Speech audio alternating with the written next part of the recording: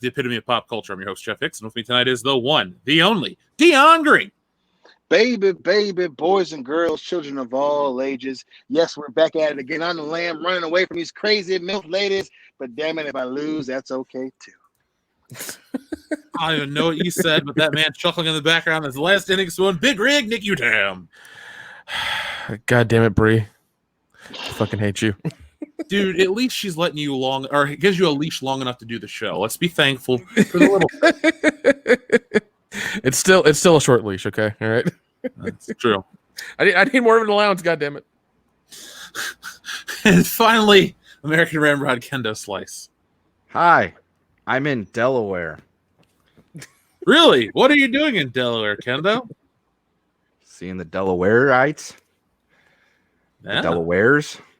The Delawareans? Yeah. So, folks, you're probably wondering why we're so late. Honestly, fell asleep about an hour before the show, and then I got a call a couple minutes ago. Dion's like, everything okay? And I went, oh, nope, it's not. So anyway, here we are. So that's the reason. It's nothing so cool as, we got stuck on a wildfire or got into a fight with a bear or something. It's just straight up, I fell asleep. But here we are. So we have the same good show. So I hope the excitement is still high. It's definitely high here on the channel. So guys, another week, another episode 231 this week. It's going to be an interesting show tonight. I'm just going to put it out there like that. There's some stuff that's fun to talk about. There's some appalling stuff to talk about, but I think we'll give you guys a good show as always.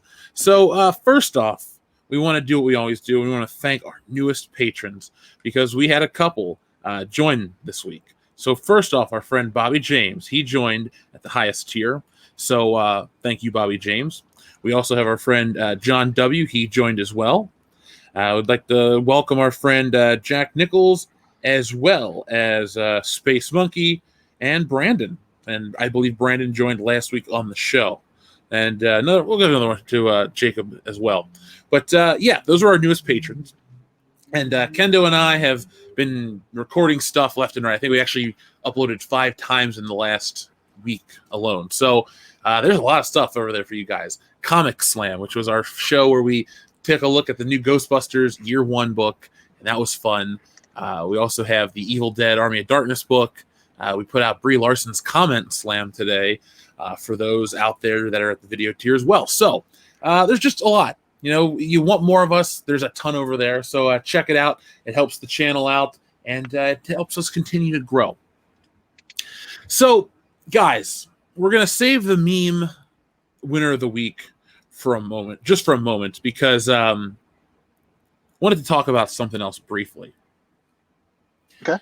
So each week we have this thing, I'm going to basically call it the remake of the week, because every week there seems to be some remake, some reboot announced. So it's going to be a small little segment that we'll tack on every time there's a new remake or reboot. So have you guys heard about this week's remake? Yes, Which one? Sadly. Thank you, Kendo. Which one is the correct answer? So we all saw the Planes, Trains, and Automobiles one, correct? Oh, god damn it. come Yeah, on. yeah. That's the one I was yeah, talking yeah. about. It made me want to cry in my fucking bed. Oh, jeez. Yep. Now, Wait, Starting hold to go on. after Are they the classics. oh, God, are they gender and race swapping? Is that what they're doing? I think they're just race one is swapping. race. that I don't know, but the other one is a much put it like this: Planes, Trains, and Automobiles is a very beloved film because of John Candy and many other reasons. It's just a really good film, but the next film that they're going to be wanting to remake is more iconic than Planes, Trains, and Automobiles could ever hope to be, and that's The Exorcist. They're thinking about remaking The Exorcist. Did you hear that one, Nick? Yeah, I heard about that. I mean, they're all okay. They're also doing fucking Scream 5 with Courtney Cox, which I think does anybody really care for anymore? Like, she was in that one show that every white girl in America seems to love called Friends. Easy, Dion. Easy. Sorry, right? sorry. I heard Courtney Cox, and then Cougars got in my mind, and I was like, "Oh, David Arquette used to tap that." And now if she makes $20 million a year, I got it. And now Dion's all turgid. Anyways, my pants got a lot tighter, boys. I don't know what the fuck happened. Yeah, no, like Scream 5's happening because Hollywood doesn't have a fucking idea. So yeah, I mean, and the Exorcist. Why? I mean, they had like I think they started getting bad around the third one. The part 2 is okay. Part 3 is really bad. And part 4, I don't even know what they did. And then they did that weird like prequel thing years ago that nobody really cared about. Maybe that's the logic. They're like, okay, all right, so hear me out. The Exorcist, that's already been done to death. Well, here's the thing. The first one was really good and the rest of them sucked. So what if we just make the first one over again? I love it. God. Let's do it. Billy James, that was a crazy idea. That had not occurred to me. You're right. Let's do the first one. Jerry, somewhere that got a raise and a producer credit. What is Michael B. Jordan doing? Get him on this project. Where's Michael B. Jordan, Idris Elba, and Wesley Snipes? Where are they right now? Let's get them on this project. I mean, I could see that happening. So the Exorcist, so instead of it being a girl, it's Michael B. Jordan. It's like, we're going to race and gender swap it. Instead of a teenage girl, it's now a 30-year-old black guy. Yeah, with Those are hell close of a to the set same of thing, fucking right? abs. Yeah, oh yeah, they both, like the same nightgowns and throw up in their mom's faces. Ah, yeah. I can't anymore. I just fucking can't anymore. I'm sorry. It's just a bad idea, and it's bad enough that we're already living with the whole redoing teen comedies and making them serious. But now it's like, so now we're gonna go after classics, and then we're just gonna pick and cherry pick semi-popular people. You know that short black dude who's a comedian and was in Jumanji twice? We're gonna get him, and then Will Smith, because we know all y'all like Will Smith, and you feel bad for him because his wife is still upset about Tupac and his fucking other rappers. So we'll put him in this fucking movie, and then we'll all watch it and have a great time around Thanksgiving, especially if you got, some brothers in the family, because they all like Will Smith and Kevin Hart. Know what I'm saying? You guys like that? Turn that shit out. Give me your money. Let's do this. Yeah, Dion, sometimes in your crazy rants and ramblings, you knock it out of the park so well and you don't even know about it, because that was the perfect transition to this week's meme of the week.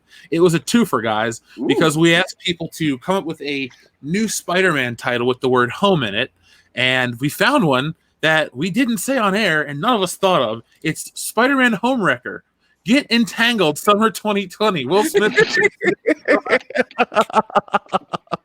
I love that.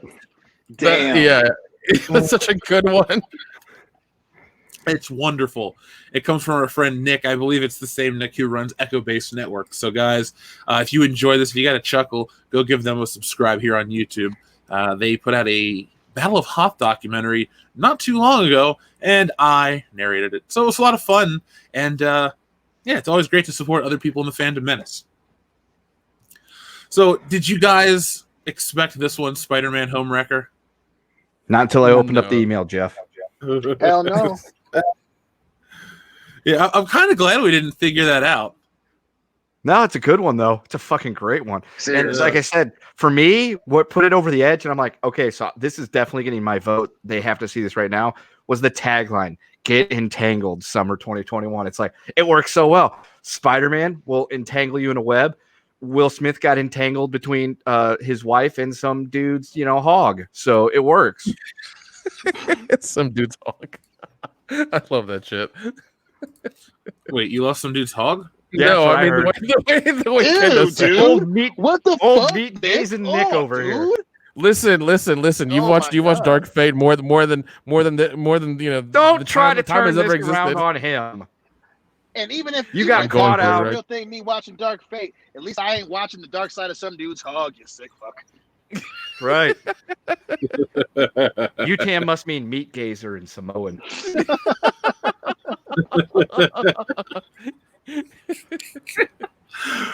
Oh, I love it. Anyway, you guys love each other, right? We're all friends and shit. Sure.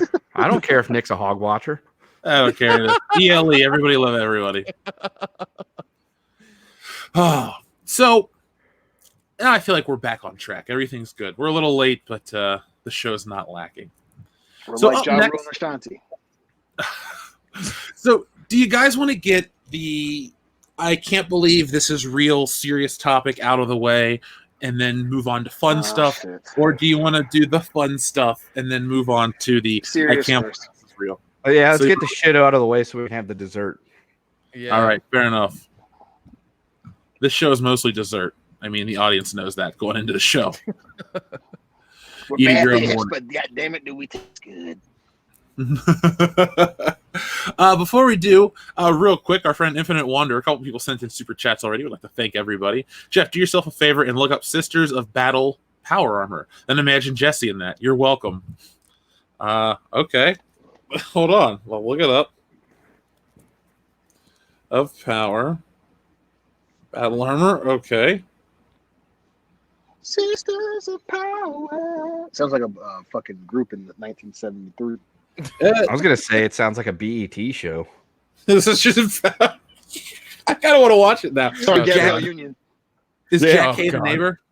Yeah, it was an early 2000 show on the WB, or no, it would have been the CW back then. Oh God.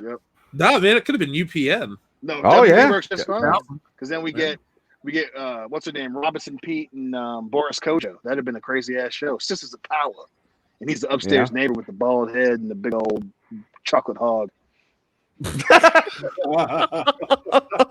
that should be Dion's new name, Chocolate Hog. Chocolate Hog Dion Green? Nick staring at him all day. Is that a compliment? listen, man. I've been in quarantine too long, all right? I don't know what's real anymore, right? Okay, fair enough. I mean, sometimes I question reality, and then I'm just like, oh, okay. No, but I looked this up. This is from Warhammer. That'd be pretty awesome. I think she has a Princess Leia bikini somewhere. This would be cooler, though, because there's a lot more guns. You might be right down her alley. Oh, she fell asleep again. Anyway, thank you, Infinite Wonder. Barney the Spaceosaurus Woke Reek says, just today at work, my boss and I were discussing Season 4, Episode 17 of Farscape, A Constellation Doubt. Where a Kayana is interviewed where he gives a critique of the commercials. Where a Kayana gives a critique of the commercialism of pedophilia. Oh, well, that's going to blend in with what's being talked about right now because, thank you guys for the super chats. We have a lot more to read, but we're going to use that as a jumping off point for those who, know what we're going to talk about today. So, guys, I sent you this link because sometimes there's shit in entertainment that makes us question a lot, who we are. And there's different things we can talk about. We can debate about certain topics. But I think in life in general, especially today, there's like a couple things that everyone agrees on is just wrong, weird, and you don't want to go there. And, everyone agrees that it's wrong, weird, and you shouldn't go there.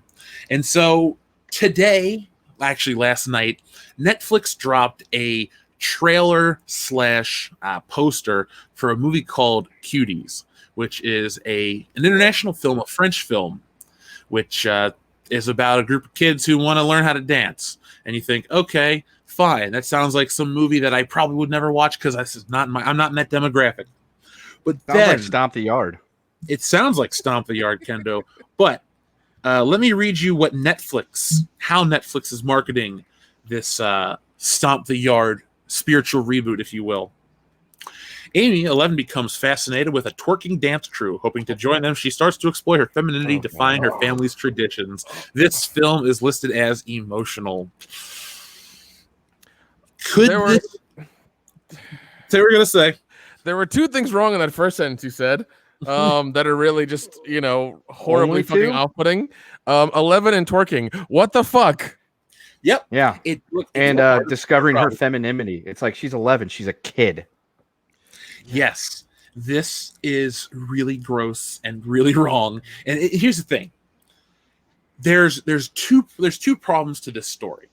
The fact that this is a thing, and the fact that Netflix is the reason why this is a thing. Because we had to do a little research, aka read articles from the New York Times and stuff like that, and found out that Netflix took and made this poster, made this marketing campaign, whatever you want to call it. They are the ones responsible because the French poster is just a group of kids walking down the street with shopping bags. Nothing offensive whatsoever. Nothing even weird. But the one here on Netflix is weird. You guys saw it in the article, correct? Yeah. Unfortunately, yes. Yeah, I'm not pulling it up. Sadly, No, they got put on no. some fucking lists. Yeah.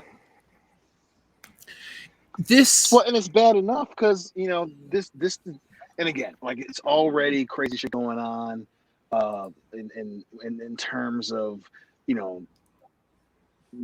things of that nature, and especially for it to be Netflix, like and I said we said this shit when they took Boyega off the fucking Star Wars poster. We said this in June, when everyone is throwing out the pride flag versions of their companies and all that. And we said all this shit obviously in the last few months with everything going on. These companies do not fucking care. They're putting shit out there to sell to whatever they think the demographic is. And in some instances, they do care about certain things, but the thing they care about the most is the cash. And that means that someone at Netflix made the conscious decision that poster was going to get more people to watch that show and subscribe to fucking Netflix, which is weird in of itself. No matter what you believe politically, personally, whatever, someone made that, and then someone else looked at it and okayed it and said, yep, that's going to get more people to watch our show. And that's what's so goddamn scary about it, because these are little girls, man. And it's like, why? Who is it? What demographic are you going after? Who do you think is going to see that and be like, yeah? And especially the way that they're posing, I'm like, what? Like, it's bad enough they were there to shoot for that, but then for that to be the poster, the teaser poster, oh my god! Like, these companies don't fucking care whether it's on purpose or subconscious. They don't care about whatever implication, as long as it gets you to watch the shit. Whoever they were aiming for, that's what they were trying to do. Period. Yeah. So apparently Netflix is going to become the official streaming service of pederasty everywhere. That's what they're apparently trying to do. And it's just fucking disgusting. Okay. They're children. They do not need to be sexualized. They are children. Children. They need to be children. They need to go out and do kid things. They don't need to be getting dressed up and twerking and all that shit. Like I told you guys earlier today, the problem we're running into is that for some reason, this is considered okay. And for some reason, people are trying to normalize pedophilia as just some kind of kink or something like that. And it should never be that way. That is not a kink. That is not something normal. Those people need to be just fucking dragged out into the streets. Yeah, I agree. Right. They need to be dragged out. No one is actually trying. Yeah, no one's trying to make that normal. There's not like people who are into that are already bad people. So it's like in the way that the internet works, is someone says something and it's an echo chamber. So now people are starting to believe this crazy shit that, oh yeah, there are some people trying to normalize. It's not like it's not normal. Like that's not a thing. No one is like empathizing with people who are in the kids, but this, and of course, again, winner of the Bad Timing Awards right now is Netflix. That's going to perpetuate this thing, and now Netflix is like, oh, we're sorry. It's like, what the fuck do you mean you're sorry? Like, no one is advocating for this shit. But now here you go. The company that's spending billions and billions of dollars on random programming is accidentally putting this shit out. It's like, so clearly you did it on purpose, and clearly you're aiming for another group. So now you're giving more fucking fuel to crazy people who are convinced that this is something that is an actual topic of discussion. So it's bad on two fronts. You're actually doing this thing that those weirdos are into, and now you're making it more difficult for people to have a conversation about a lot of the shit that's dangerous and going on in Hollywood, in society. And that's what's so fucking bad, because it's like, so who approved this shit? Who is so oblivious or doesn't give a shit that they're okay with this shit happening? It's scary that they could be oblivious to it. Yeah, that's the craziest part, Dion. I mean, the fact that somebody, they took the photos, they did this, somebody's parents signed off on it, it was all okay, like that this thing was, and it's weird in itself, but the movie, if you looked into like the articles, the movie's not even like that, so it's still weird, but like they took it and made it even weirder, like they intentionally made those creative decisions, and the fact that they're oblivious to the weirdness, just frankly the wrongness of it, it makes me upset. I'll put it like that. I just don't know what else to say. It makes me upset. It's a nasty thing. Yeah, it's beyond nasty. And I mean, once again, like this company that spends billions of dollars a year on entertainment somehow doesn't know what the fuck they're doing. It's like that's bullshit. Either they knew what they were doing, they wanted the controversy, or they're just retarded, and because of what's going on now, they fucking just let everything go through. Either way, it's still their fault. Either way, they need to be fucking. The apologies aren't enough. I'm sorry for this. The apologies aren't enough. No. All right. You need to take down I think they need to take down the whole video, in all honesty, and just not have it on the service. I mean, we are talking about the entertainment industry after all, and I mean, they aren't exactly a glowing example of doing the right thing by children and things like that. I mean, how soon we forget that epic speech by Ricky Gervais and him calling people out on their bullshit. Well, yeah, and there's this trailer that's here on YouTube. I'm surprised YouTube is keeping it, but we pulled it up for the information of the analytics. Excuse me. So currently, this trailer has 1.5 million views. It has 11,000 thumbs up, 284,000 thumbs down. Good. Jeez. I don't even think it's enough thumbs down. It should be it should be ratioed into oblivion. Yes.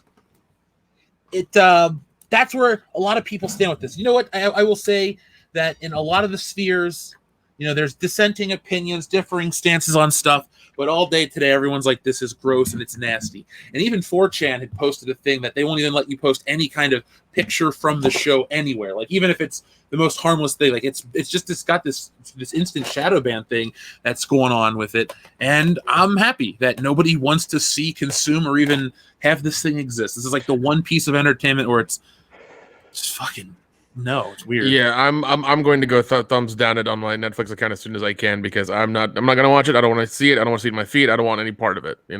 Nothing. Yeah, we don't have this. We don't have the world's biggest platform, and I always say don't call for boycotts. But this is a time where I'm like, I don't even like just giving them money. The fact that they themselves, not the filmmakers, the company that streams it, they themselves are the ones that put this veneer on it. And it's just, I don't know, it just feels kind of dirty doing it. Do that stuff. Yeah. And once again, they need to be punished for it. I think, people need to unsubscribe, or there needs to be some sort of thing happening to where, like, they see, they know they fucked up, and they're going to correct it. Either take it off, or I don't know, do some, just take it off the goddamn platform, really. Yeah. And then investigate the people that thumbs that video up, because sounds like somebody needs to go get beaten in jail. I agree. Well, I think people are telling me to update let's see, because I guess the number keeps going down. Add another 2,000 thumbs down to that already. Fantastic. Good. Yeah. Good. And the trailers are like, what the hell? My daughter won't be watching this. People are just making fun of Netflix the whole time. So he says, I'm uncomfortable watching this. I never would thought the dislike button would come in handy so quickly. This is gross, disgusting. This is the single worst atrocity to ever come out of France. Just all kinds of stuff. I mean, nobody likes this Netflix. You guys should feel bad. I'm not gonna share the filmmakers or whatever, because Netflix are the ones who made the poster. They're the ones who did this. And I'm not gonna be watching the movie at all. I'm just gonna thumbs down it and fucking move on with my day. So that's it. I'm not gonna give it any sort of No. So this is what Netflix had to say. They had the most half-assed apology. Here it is. We're deeply sorry for the inappropriate artwork we used for Cuties. It was not okay, nor was it representative of this French film, which premiered at Sundance. We've now updated the pictures and description, the service told Deadline in a response to the backlash. So, as earlier in the show when I read you the description, they changed it to... 11 years old, tries to escape family dysfunction by joining a free-spirited dance clique named Cuties as they build their self-confidence through dance. Right. I'm sure Roman Polanski was in the front row at Sundance watching that movie. Jesus Christ.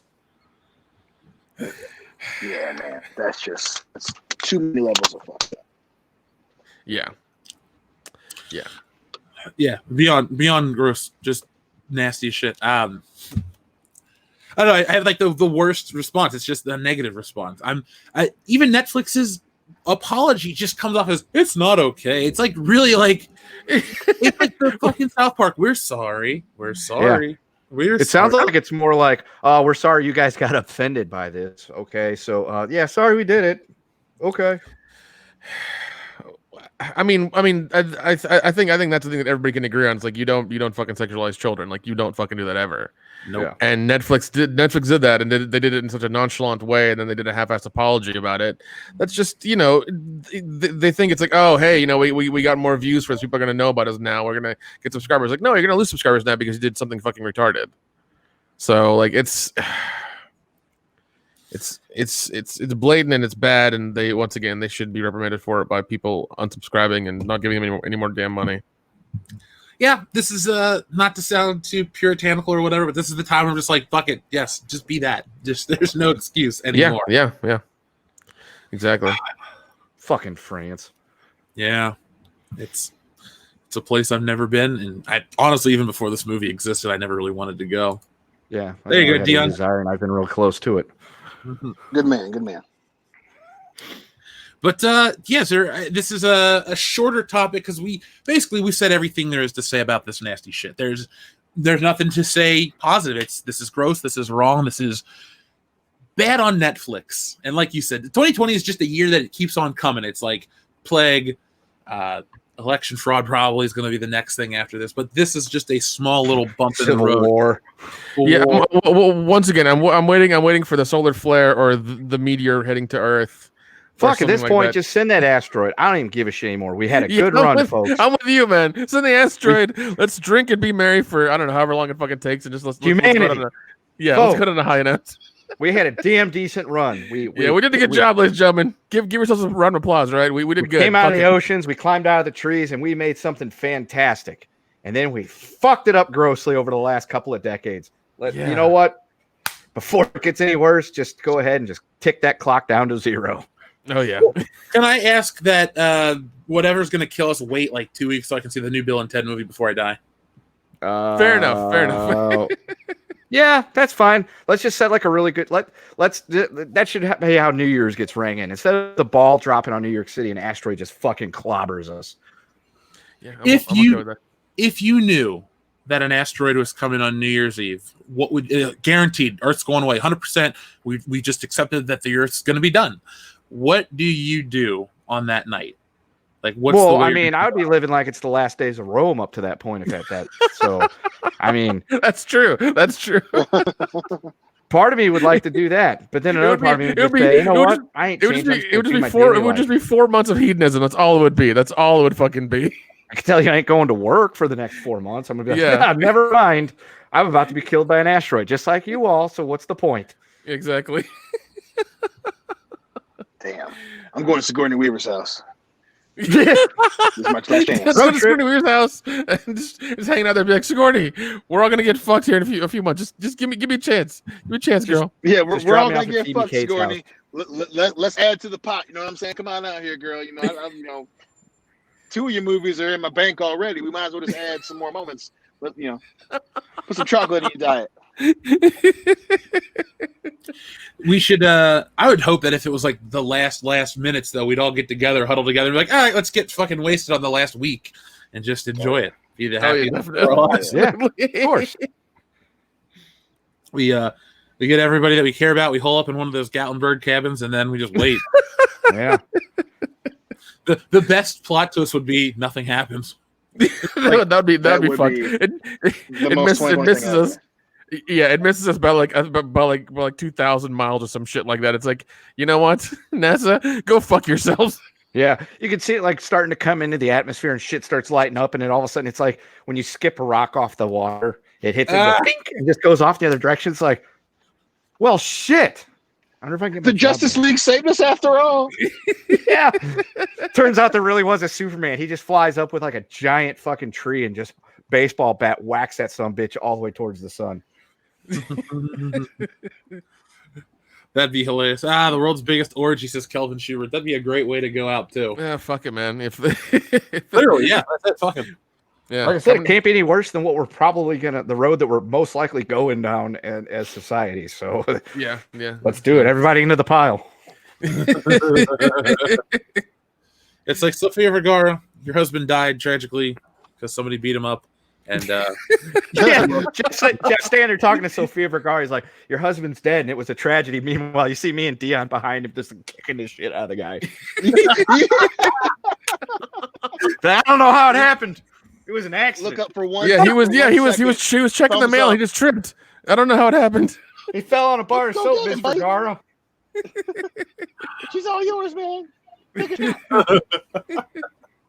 I feel like if we had a TV show, that would be the tenor of it. You know, That's 100% a joke.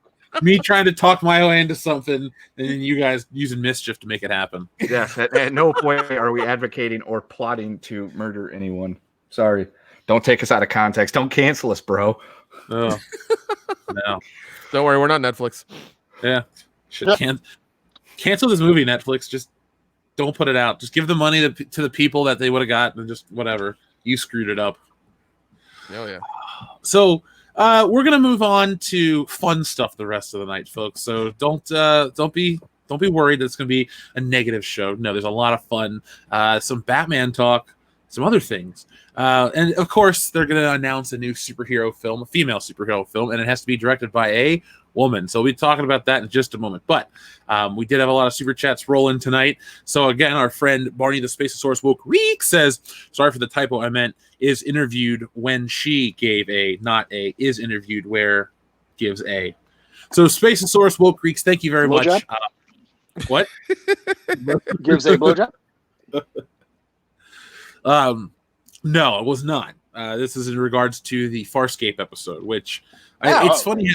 Yeah, it's funny how sci-fi, no matter what era you're watching from, you'll find something that can critique on the current day. So if you watch Twilight Zone, maybe about consumerism or identity or something, you can catch something like that. But every once in a while, it's weird how you'll be watching something like an old Star Trek, and it might be about race relations, and then there's an actual race riot or something in the country. So good sci-fi will always touch on topics that will really stand the test of time. No, that's true. Speaking of good sci-fi, I watched They Live Again the other night, and I was just like, man, this movie just always has like you can always like attach certain things to certain sides, and it always makes sense. It's fucking weird.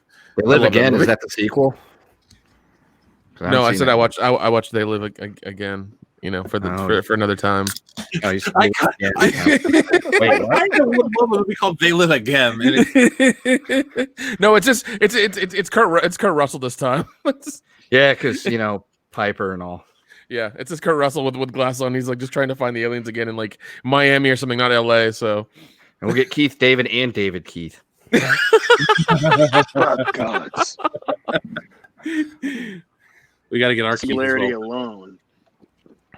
The funny thing is I've never seen them together, so they might just be the same person. I don't know. Now, what would you do if it was David Keith and Keith David, but Keith David is playing David Keith and David Keith is playing Keith David? Holy shit! Dude, stop it! My brain can't handle so much. I think that event right there would unravel the space-time continuum and destroy the whole universe. Yeah, a paradox would occur, and somehow a massive black hole would just open up wherever this movie's being filmed at. And we would all be stuck in. Like as soon as it happens, like existence would just blink out. It'd just be like, boop, done. Yep. Shit. All right. Well, fuck. We had a good run.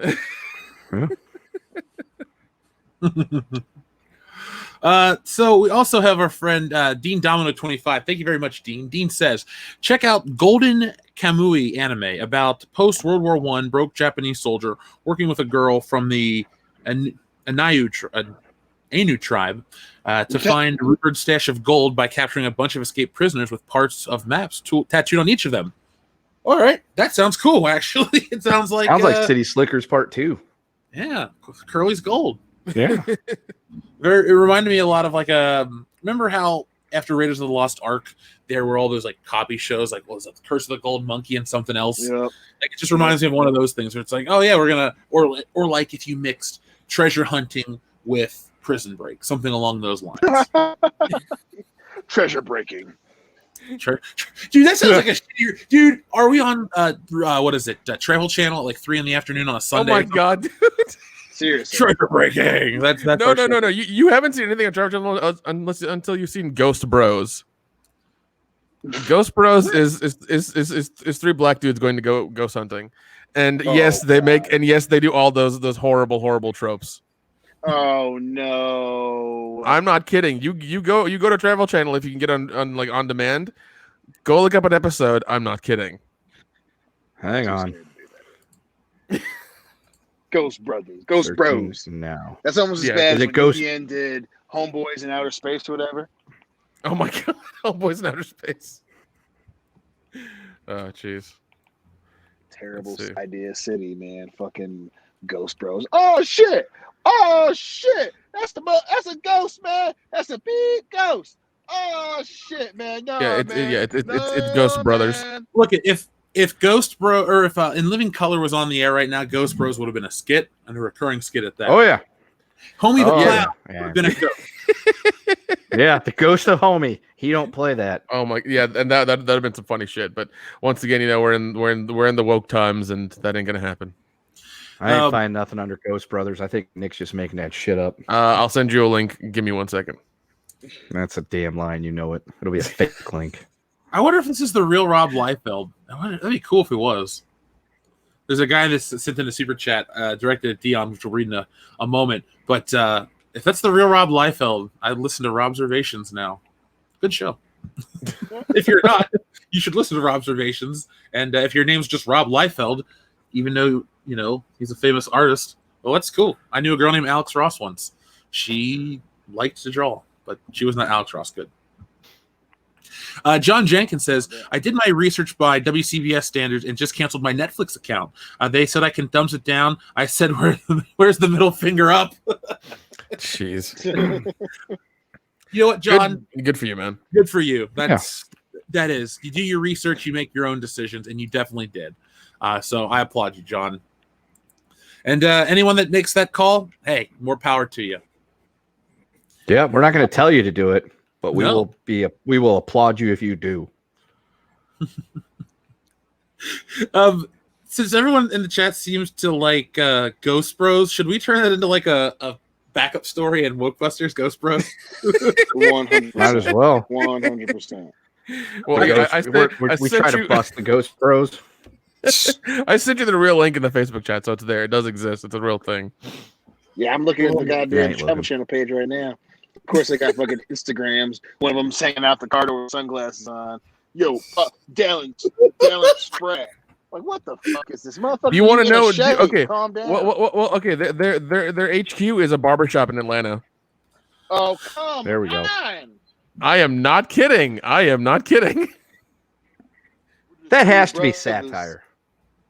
It has to be. Yeah. Well, I mean, it's Travel Channel. All those ghost shows are fake as it is, but no, we just well, dude, it's easy as hell to make your own ghost show. It really is. You need some night vision cameras, and a couple of sound packs here and there, and some triggered effects, and you're good to go.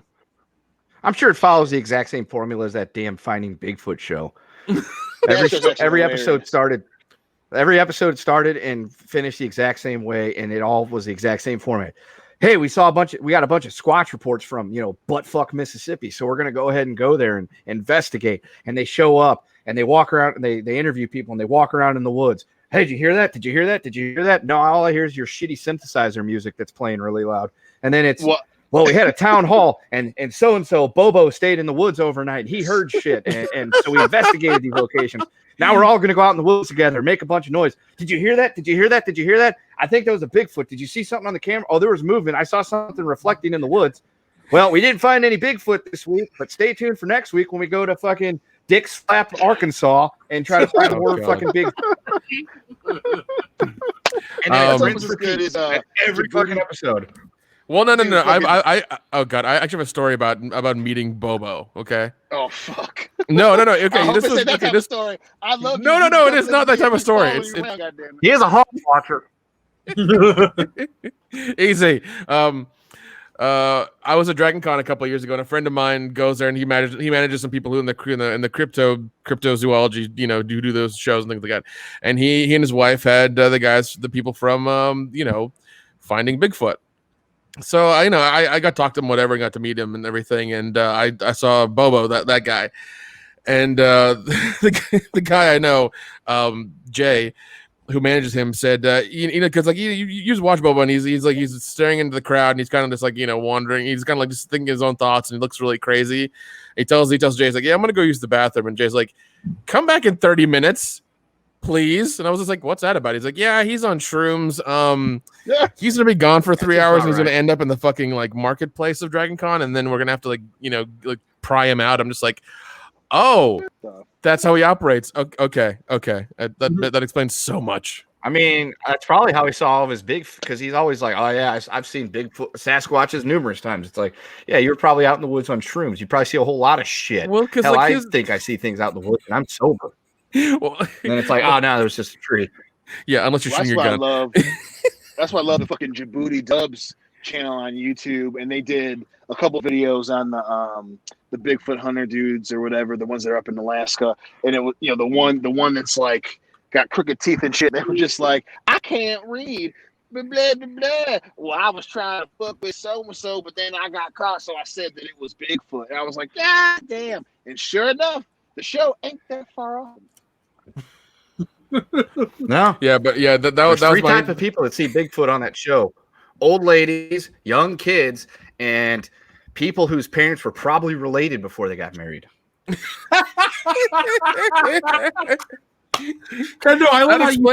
explains the spur of Bigfoot sightings in Tennessee. That really does. Yeah. See, I was sitting on the porch with my sister's wife, and I saw something in the woods, and I could have sworn it was Bigfoot. I mean, I can't say it wasn't a Bigfoot, but because I can't say it wasn't doesn't mean it was. And then Bo was like, dude, it makes sense to me, man. You ain't more than fucking drugs. You ever watch a show and you see his demeanor? He seems like he's a little slow. He's not slow. It's just all the fucking shrooms he takes constantly just to kind of like be in that moment. Say he never actually. Every time he's there, he seems spaced out, like he's not, like the lights are on, but there ain't no one home. That's the constant drug use, man. That's all it is. Dude's a fucking. And then there's the lady on the show that was like the biologist. That was the best part. So there's a lady on the show who's the objective biologist. She's there because she doesn't believe in Bigfoot. But every time they go out on these things, she goes, well, I mean, I don't believe in these things, but something was out there in the woods that I can't explain. It's like, fuck off. Yes, you can. It's probably a bear or a wolf or a coyote. A real fucking animal. Not Harry and the Hendersons running around. Not Chewbacca. Dude, there's Chewbacca.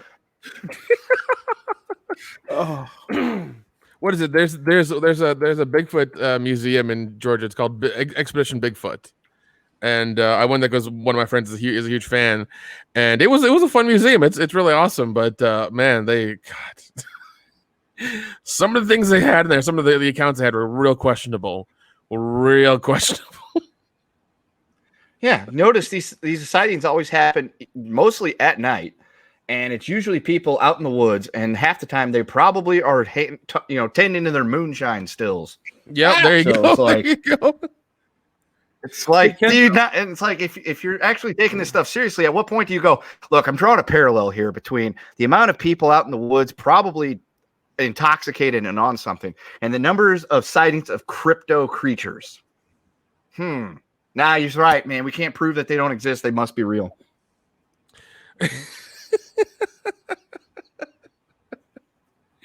Oh man, yeah. I have a question for you, Kendo. How much is a train ticket from Buttfuck, Mississippi to Dick Slap, Arkansas? About $350. Okay. I think we can all go. I got the money. Hell, I could buy 3 fare. Woo! Then the trip's on Kendo, boys. Yeah. Let's see. Our friend Space Monkey 0899 says SJWs criticize anime fans for young characters, then turn around and make shit like this. Sheer effing hubris. Yeah, it's just a nasty topic. Yeah, but it's ironic how the last week it was the college girl, and now this week this. TLJ Screwjob says, Nick, blink twice if Bree made you watch Cuties. You have my answer. You have my answer. Oh yeah. There's not enough. By the way, I made the mistake of watching what is it, Bismarcky Blues or whatever. I made the mistake of that. and then I watched what was it, Mecharanum's like reviews of it, and I was just like, man, like she did such a good job reviewing it. It's just, oh fuck that movie. Nick, on a scale of 1 to 10, how disappointed were you in Brie and your wife in the movie Basmati Blues? Is one the lowest I can go? Yeah, I was gonna say on a 1 to 10, how offended were you by Basmati Blues? Anything over a 1, you're a fucking snowflake. Fuck you. Fuck you. All right. 0.98. There you go. You happy? Tito Torres says, catching the show. You're kind of bordering there. Red Tito Torres says, catching the show live finally. Thank you, Tito Torres. I'm glad we started late then. We weren't actually late. We were just waiting for you. So that works, right, guys? Yeah. Logan Michael. Yeah, that's fair enough. Says, Dark Fate and Horses. Just felt like saying it. Sorry, Dion. What the fuck, Logan? After everything we've been through, you're gonna pull that shit? You're gonna join this crowd, this fucking degenerates, these blasphemers? I mean, now you're on their side after everything we've been through. I don't even know what to say to you anymore, man. Dion is on I'm so upset. location. Okay. I'm so upset. I'm gonna turn down a blowjob. Dion's not upset. He's just disappointed. Okay, he's just disappointed. All right. Damn, Logan. Damn, man. Tito Torres also asks, are you guys going to live stream DC Fandom? I don't know how we would live stream the event, but I'm sure we're definitely talking about some of the stuff that's been announced so far from, it starts tomorrow, the previews. So the preview news is probably the best news because then everyone's going to be aware of this weekend and they'll start looking for information and getting the eyes on the product. So we'll talk about it definitely. And whatever the big news is, I'm sure we'll cover it on next week's show. Hell, we have our Sunday hangover that we have to record, so we might even cover it then. So Tito Torres will definitely cover those topics. I just don't know in exactly what way. 007 Cloud says, Ghetto Exorcist has been done by the Boondocks already. I remember that. It was the ghost of Stink Manor. And he's like, That's right. Oh, shit. He's like, something, a job application. I was like, damn, this is a harsh show. Yeah, well, it was also, it wasn't really. I've never seen that show. The earlier season, the first 2 seasons, first half of the first season, and then the beginning of the second is really funny. I mean, it's not all, it's a little overrated, but there's some really funny parts. Like a pimp named Slipback is a hilarious joke in there. Cat Williams does that bit, and then Stink Minor is hilarious. That's one of probably the best thing to come out of that. Him and Uncle Ruckus are probably the best parts of that show. Yeah, I was gonna say, I've never seen that. Just like Squidbillies, I always saw ads for it. And I'm like, that looks like it might be interesting. And I'm like, well, if it's just squids that are hillbillies, I mean, shit, I see the real thing every day. Not squids, the hillbillies. 007 Cloud also asked, is that the Spidey movie where Miles gets cucked? Damn. It might be. No. Miles is the one. Well, no. What if Miles is the one banging Jada? I was going to say that. Miles is the one banging Jada. Yeah. There you go. Miles is the one. Yeah, that's right. He's the one that's entangling her, literally and figuratively. You're just so beautiful. Like, oh, you're done already? No, sorry, my fucking web shooter went off. And I can rap too.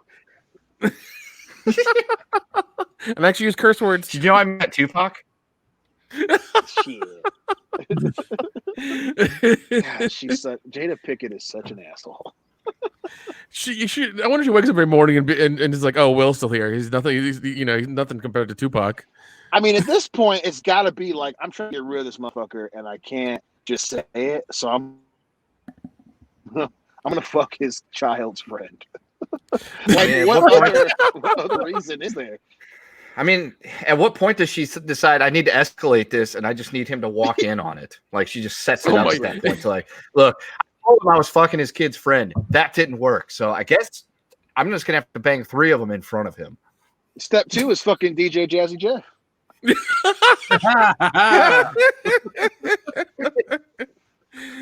Like, hey baby, I just got off the phone with Jazzy. We're getting the band back to. Oh shit, what is going on here? I'm sorry, well, it's an entanglement. As they're listening to Getting Jiggy with It. Oh my god. He's banging her in the rhythm. Nah. That's okay. Will Smith is going to go home with Margot Robbie at the end of all this. That's true, man. It's going to fucking happen. I mean, that is an upgrade. That's a huge upgrade. Oh, yeah. Oh, no. Young Jada Pinkett Smith. Yeah, damn. Yeah, no. Yeah, she had it going on. It is Had amazing. had it going on.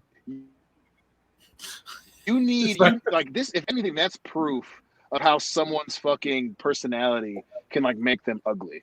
Because Jada, she was in some bad movies, and obviously, I forgave her for Enter the Matrix. I actually like that game, but like you find that shit out, you're just like, you are a true dickhead, Jada Pinkett. You have made yourself unattractive. You have entangled me in your bullshit, and I don't like it. She was also in that movie. What is it? Angel Has Fallen, the third Gerard Butler. I know how to take care of a president movie. Oh yeah, I saw that movie on a plane. She wasn't even given fucking top tier. She was not mentioned in the trailer at all ever. I was like, because I saw it and I was like, oh, she's in this. Holy shit, that's fucking weird. And then I realized why she wasn't given top tier. You know what's even sadder about that though? There was a point in time where Halle Berry was where Jada Pinkett is right now. Yeah. Like, but the thing is, she was also Oscar winner. Jada Pinkett Smith, what would she win an Oscar for? Entanglement. Dying in Scream 2. Pretending to love Will Smith. Yeah. playing Will Smith's wife for I don't know how many years. Yeah. Damn. Like Telling everybody she was fucking around on him on national TV. Jeez. No, on Facebook. Not even On national Facebook? TV. Like her little shitty show on Facebook. Oh, the red table, whatever the fuck it's called. Yep, red table. Where is Kinda Jada Pinkett, her daughter, and her mom on that table, and then they have like a fourth person come in and they talk to them or assault them, whatever the fuck they do. Yeah, dude. So it's like a it's horrible version of Table for Three. Yeah, well, it's like it's like the View Lite for Facebook. Shit. Uh-huh. Oh. Welcome to the entanglement table. Yeah. Hey, Will, this is where I fucked him right here. Where? In this room? No, on this table. Oh. How do you think we made the table so red? Oh, dude. Oh. Jesus. Let's move forward. Let's move forward, damn it. You sure you want us to move forward, Nick? Because Logan Michael Anti-Funko Pop says Nick the Hog Watcher, summer of 2022. Really? You wanted to move That's on. for myself. This was Right the there. next step. God damn it. Oh. Thank you, Logan Michael. I hope you find your neck. I do love bacon. Let's see. Is he Jewish?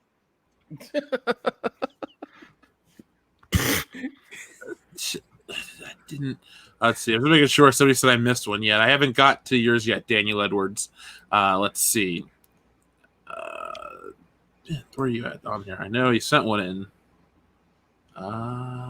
Okay, you're further down. There we go. Sorry about that, folks. Hold on, Logan Michael. We'll be back in a moment. He's got one for everybody, it seems like. Infinite Wander first says, the Sisters of Battle are one of the armies in 40K. I did look them up, Infinite Wander, and they're pretty cool, I gotta say. Chessie, maybe next year for Halloween, you could be the Sisters of Battle with these kick-ass power armor costumes. We'll do a Warhammer 40K costume. TLJ Screwjob says, I thought UTAM meant Brie Lover. It's got different meanings in different languages. Yeah, it does. I never and I never said I love her. I'm just doing it for the money. I'm straight up doing it for the money. Hey, I respect you, man. Honesty is Logan Michael also says, Chocolate Hog, a Dion Green story. Can that be the name? Can that be the name of his origin story? Yes. Can we get that? Make sure we call you Chocolate Hog in the Woke Busters. Deal. I like it. Greendale Forever, thank you very much. I know nothing about wrestling, but have been watching Cornette rants for the biz for weeks. Dude is entertaining as hell. Is he one of the guys to listen to? Yeah. I listen to.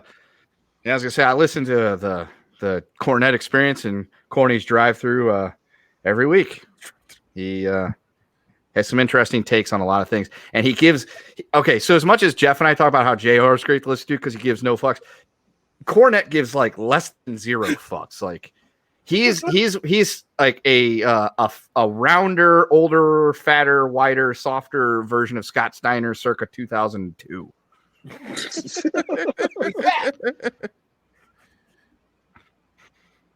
Kenda, what's Jim Cornette's favorite meal? What's that? What's his favorite meal? What does he like to order? Double cheeseburger, double cheese, extra onion, extra mayo, motherfucker. Thanks to Bruce Pritchard for that. That will make me happy every time I hear it. I love Pritchard's cornet. Oh my god.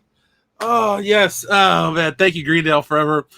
Jim Cornette is fun to listen to. He says some stuff. Look up his Twitter history as well. It's rather interesting. I love how he talks about Vince Russo. They're such good friends, right, guys? Oh yeah, he's Russo's biggest fan. Dark Saber shit stain. Dark Saber Force, thank you very much. Type in Yee on YouTube. You're welcome. Oh God. YEE. What happens when you type in Yee? Yee. All right, Yee on YouTube. That Dick Slapper, Arkansas, right there is found as Yee. Yay! Holy shit! That thing's got 78 million views. The power of a meme. Holy crap. Thank you, Dark Saber Force. I'm gonna watch that later. It's gonna be funny because there's a drinking stream over on Mindless Entertainment, and I'm gonna be there and we're gonna be drinking. So let's see. We have thank you guys for everything tonight. We appreciate each and every one of you out there. Ninja Lawyer Steve says chocolate hog. I thought it would be a butterscotch Bronco. Does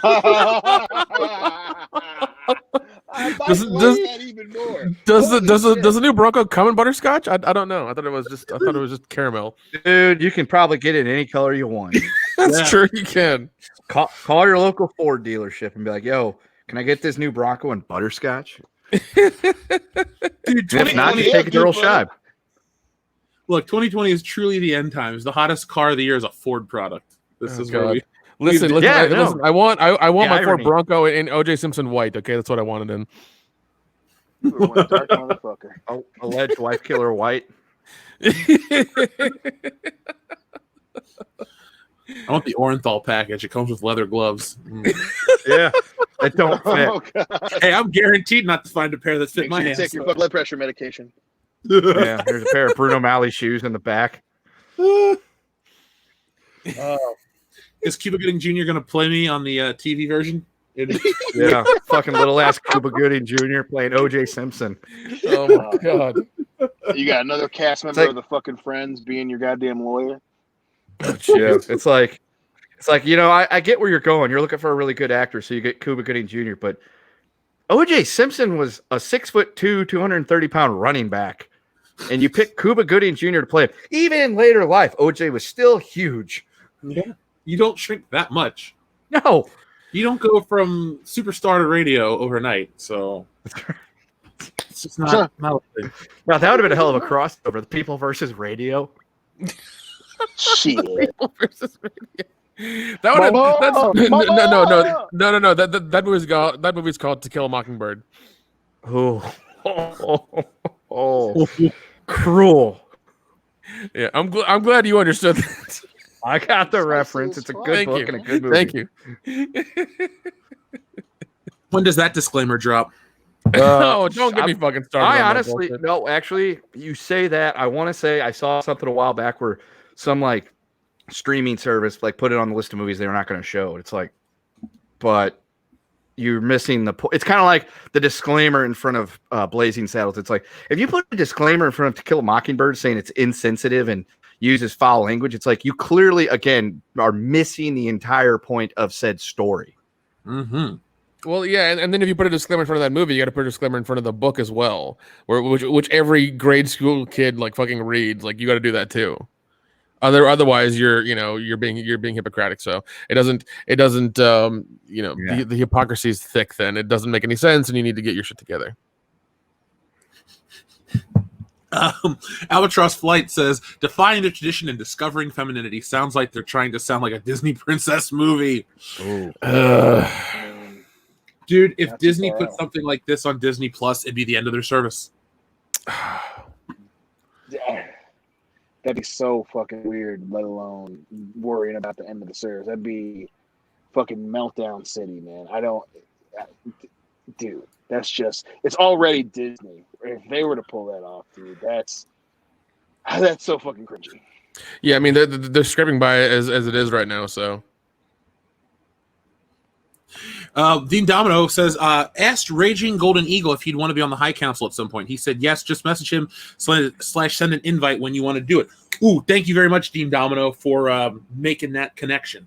I will, because we are starting our cycle over again of looking for guests and lining them up. So I will make sure I send this message to Raging Golden Eagle, and we'll make that happen. And folks, like we always do, we give you plenty of notice for who's going to be the guest. So we will. I'll make an announcement later in the week for who's going to be on the High Council next week. Kind of have an idea already, but nothing's official yet. Space Monkey 0899 says, to clarify, I'm talking about the Uzaki-chan fictional character who is 20 years old, but Twitter despises. Yes, Space Monkey 0899. We did look this up last week. Bounding into Comics had covered it, and a couple people had asked us what was our takeaway from it. And yeah, an adult character is an adult, so whatever. People are just it's so weird how there's like, oh, there's less outrage over that kind of shit. Or there's more outrage over that kind of shit than the real Netflix movie. That's weird. Our friend McKinney90 says it's utter hypocrisy behind the Cuties that drives me up a freaking wall. Yeah, the double standard is there, and it's not only is it disgusting, it's sad that there's a double standard with all this stuff across the board. It should just be wrong. You hit that Lex Luthor button, and there's nothing else to say. Real quick to lighten the mood before we move on to some other stuff. Did you guys see what Tom from Midnight's Edge made us? No. Maybe, but refresh my memory. Okay, everyone watch your screen. You ready? Yeah. 3, 2.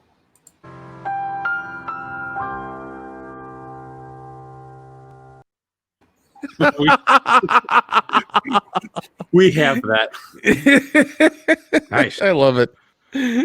That's wonderful. Pretty fucking dope.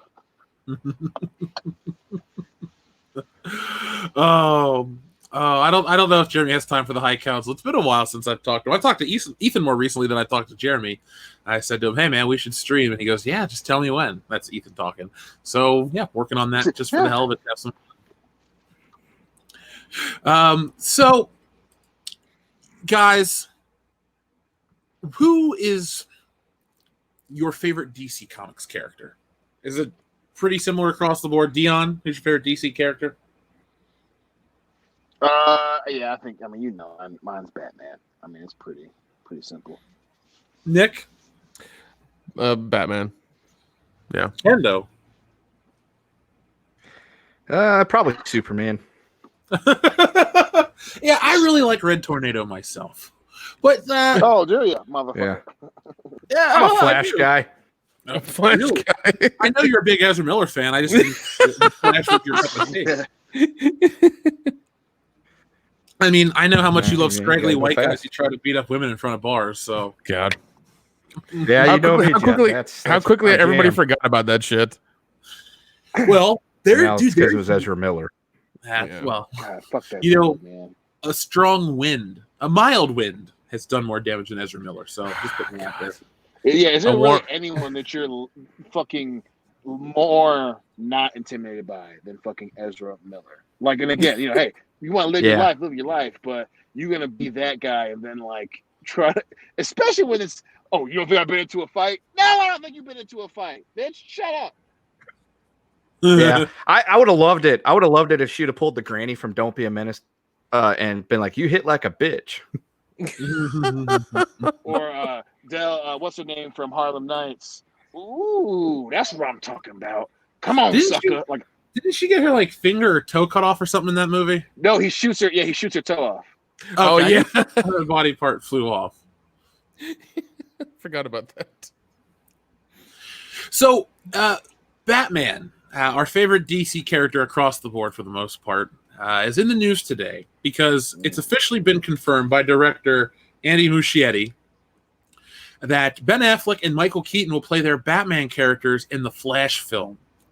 So this is a twofer. First off, Batfleck is back. Let's talk about that one. Let's get that out of the way, shall we? So Batfleck is back. We've never had a situation like this with a fictional superhero where you have 3 representations on screen right now. I mean, the last one was Quicksilver. You had Evan Peters, you had Aaron Taylor Johnson. They're both just Quicksilver's a secondary character. Let's be honest with ourselves, folks. He's not the greatest Avenger, nor is he the greatest X-Men character. But now we have Batman, arguably the greatest superhero ever created, being played by 3 separate actors. I personally think this is kind of weird that we're getting a multiverse on film with, one iconic actor, one very well received version of Batman, and then Bat-Pat, where the jury's still out on all this shit. How do you guys feel about the 3 Batmen on screen at once, not in the universe at once? I mean, I'm at least happy that they are somewhat trying to do the right thing in terms of staying the course with what they already have instead of panicking and hitting the reset button completely. I mean, obviously, I don't know what's going to happen with this. Hey, totally not Flashpoint project, but the news with Keaton and now the fact that Batfleck is still going to be there. I actually like it. I'm intrigued enough to see what's going down. Justice League, for a lot of people who still think that it was shit, I think was the one bright spot in terms of the franchise moving forward. And I'll check it out, man. I honestly am intrigued enough to check it out. And again, I did like Affleck as Batman. I think he was not the problem. Obviously, they were worried with him. A man likes some midnight drinks every now and again. But he seems to have gotten his shit together for the most part. Hopefully, fight on there, Affleck. But yep. I'm intrigued, and again, we all know there's more proof in the pudding in terms of DC will find a way to fuck this up. It's well within their ability, But the farther they get away from Snyder, they have enough material to somewhat make this Flashpoint thing fun, hopefully. So yeah, man, I'm at least they had my curiosity. They don't have my attention yet, but they got my curiosity. Kendo, what is this Batfleck stuff? What do you say? I'm kind of in the same camp as Dion.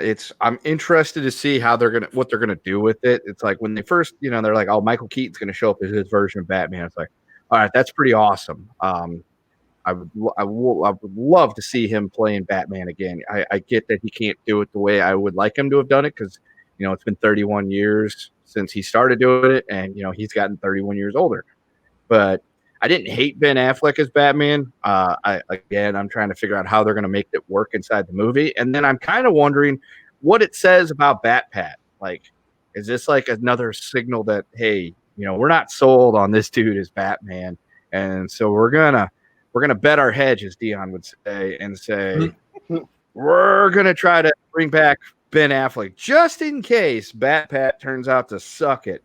And we can just be like, okay, that was a one-off. We're never going to see that again. And, oh, by the way, Ben Affleck's still Batman. Nick.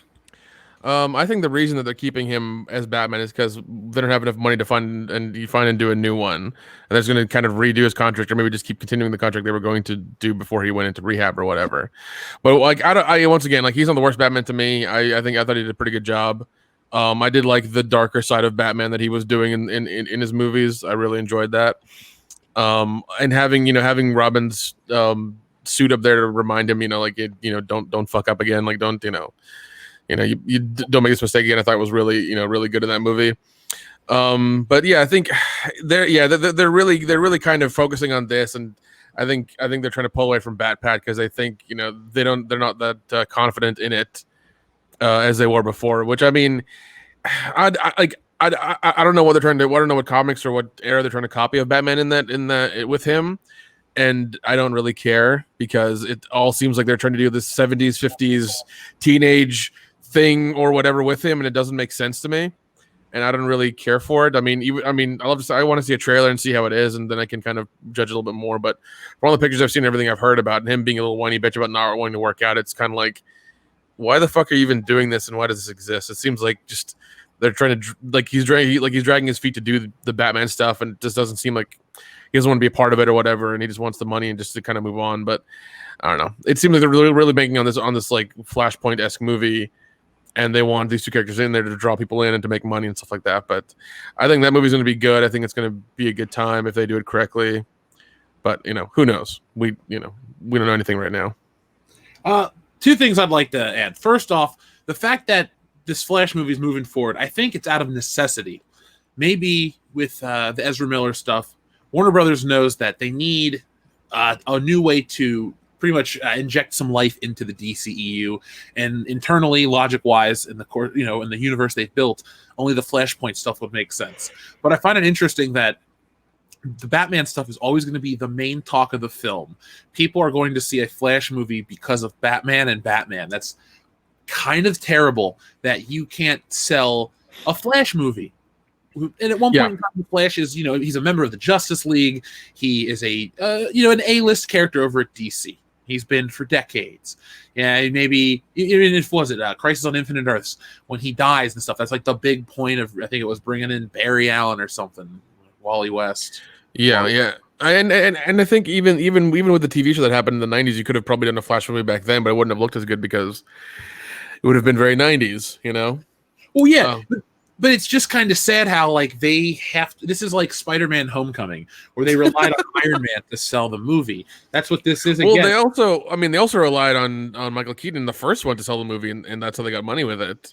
Yeah, because and he did such a good fucking job in that movie to be evil and to be conniving and to really embody the character that I was more focused on him than the fucking kid. Like, I didn't care, so. There you go. Sorry, Mike, though, you just made me chuckle with this joke. But with this Affleck coming back, Batfleck stuff, it's the public consciousness. Yes, people that really like comic book movies that know about the books. There's there's different levels. There's different tiers. So your top tier people are read books, read these books, know the storylines, know the stuff before the movie comes out. So that'd be like Dion and myself.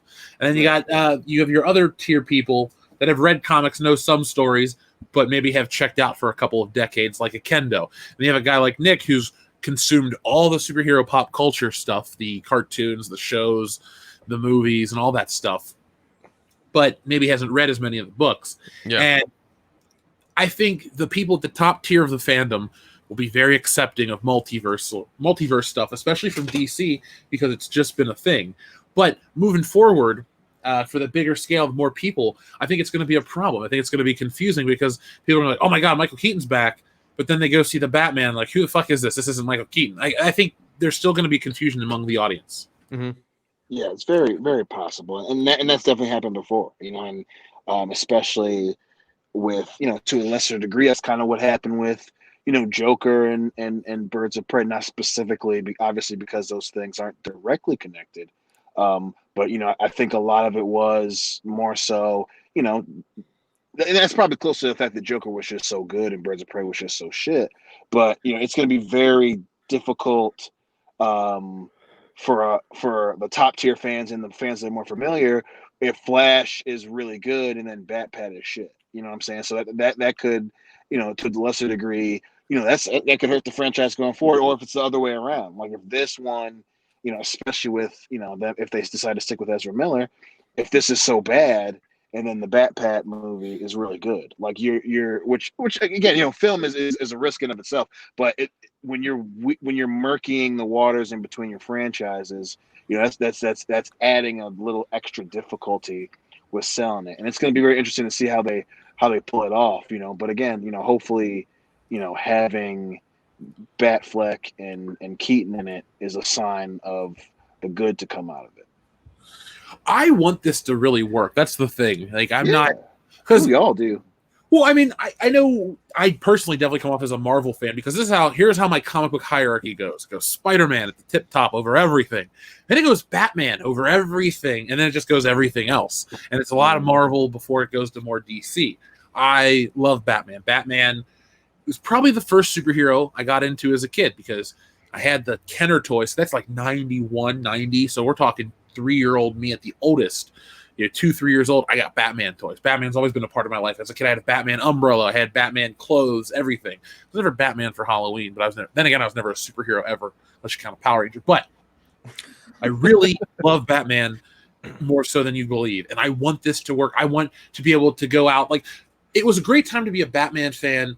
And I know people are going to be like, well, you didn't really like the Nolan verse as much. But when the Nolan verse was the big event in the comic book industry, movie-wise, it was a great time to be a Batman fan. Everybody liked Batman. He was at the forefront. He had the toy lines, the games, all this shit.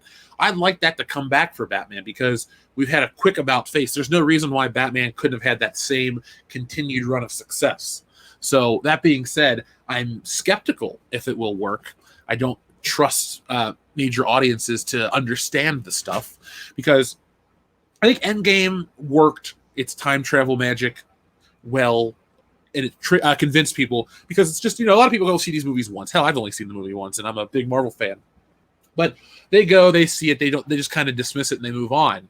DC has always been a little more scientific in certain regards, and I just don't want them to try to over-explain it and make it confusing and dense, and at the very end of it, boring. These movies have to be fun, action-packed, and they don't need to be overly funny. They just need to be something unique. Well, you're very good to be skeptical because the way that they shoehorned it in the Justice League, or not just when they shoehorned it into Batman vs Superman, that was so fucking weird, and again, that was indicative of the issue that Warner Brothers was having with just trying to put so much in so little time. That's the thing I'm worried about them doing, is doing that, trying to not just explain shit, but force more shit onto the plate instead of just having the fucking meat and the potatoes, So, and again, they've proven that they can do that shit. I mean, they did it with this, they did it with Suicide Squad, they did it with Birds of Prey, So, yeah, I think you're well within reason to be skeptical, and like I said, it all depends. I don't think it's the fans. It's fucking Warner Brothers, man. How much attention to detail are they going to pay to this? Are they going to go back to keeping it simple? One of the great things about Joker was that it was simple. They weren't trying to fit in Joker, but also randomly have Harley Quinn and fucking all this other shit put in there. How much are they gonna fucking stick to their guns and make a film as opposed to trying to drive a product, And I just, if you're doing the Flash thing, don't do what you did in Batman vs Superman. Oh yeah, I think Warner Brothers is in a good place because everyone's watching all of these things. Like we're all waiting for them to happen. We know what's coming down the pipeline. We know what the changes are. We know the casting. We know the hype, the storylines, all that stuff. We know it. Everyone's watching. It's Warner Brothers' game to lose. If they screw it up, if the Snyder Cut comes out and it's underwhelming, I think people can overlook that. But if one of these movies, one of these big announcements they make suck outright, then people are going to go, really? Again, because we all were there for the Nolan stuff. DC was riding high. It was awesome. We were having fun. Yeah.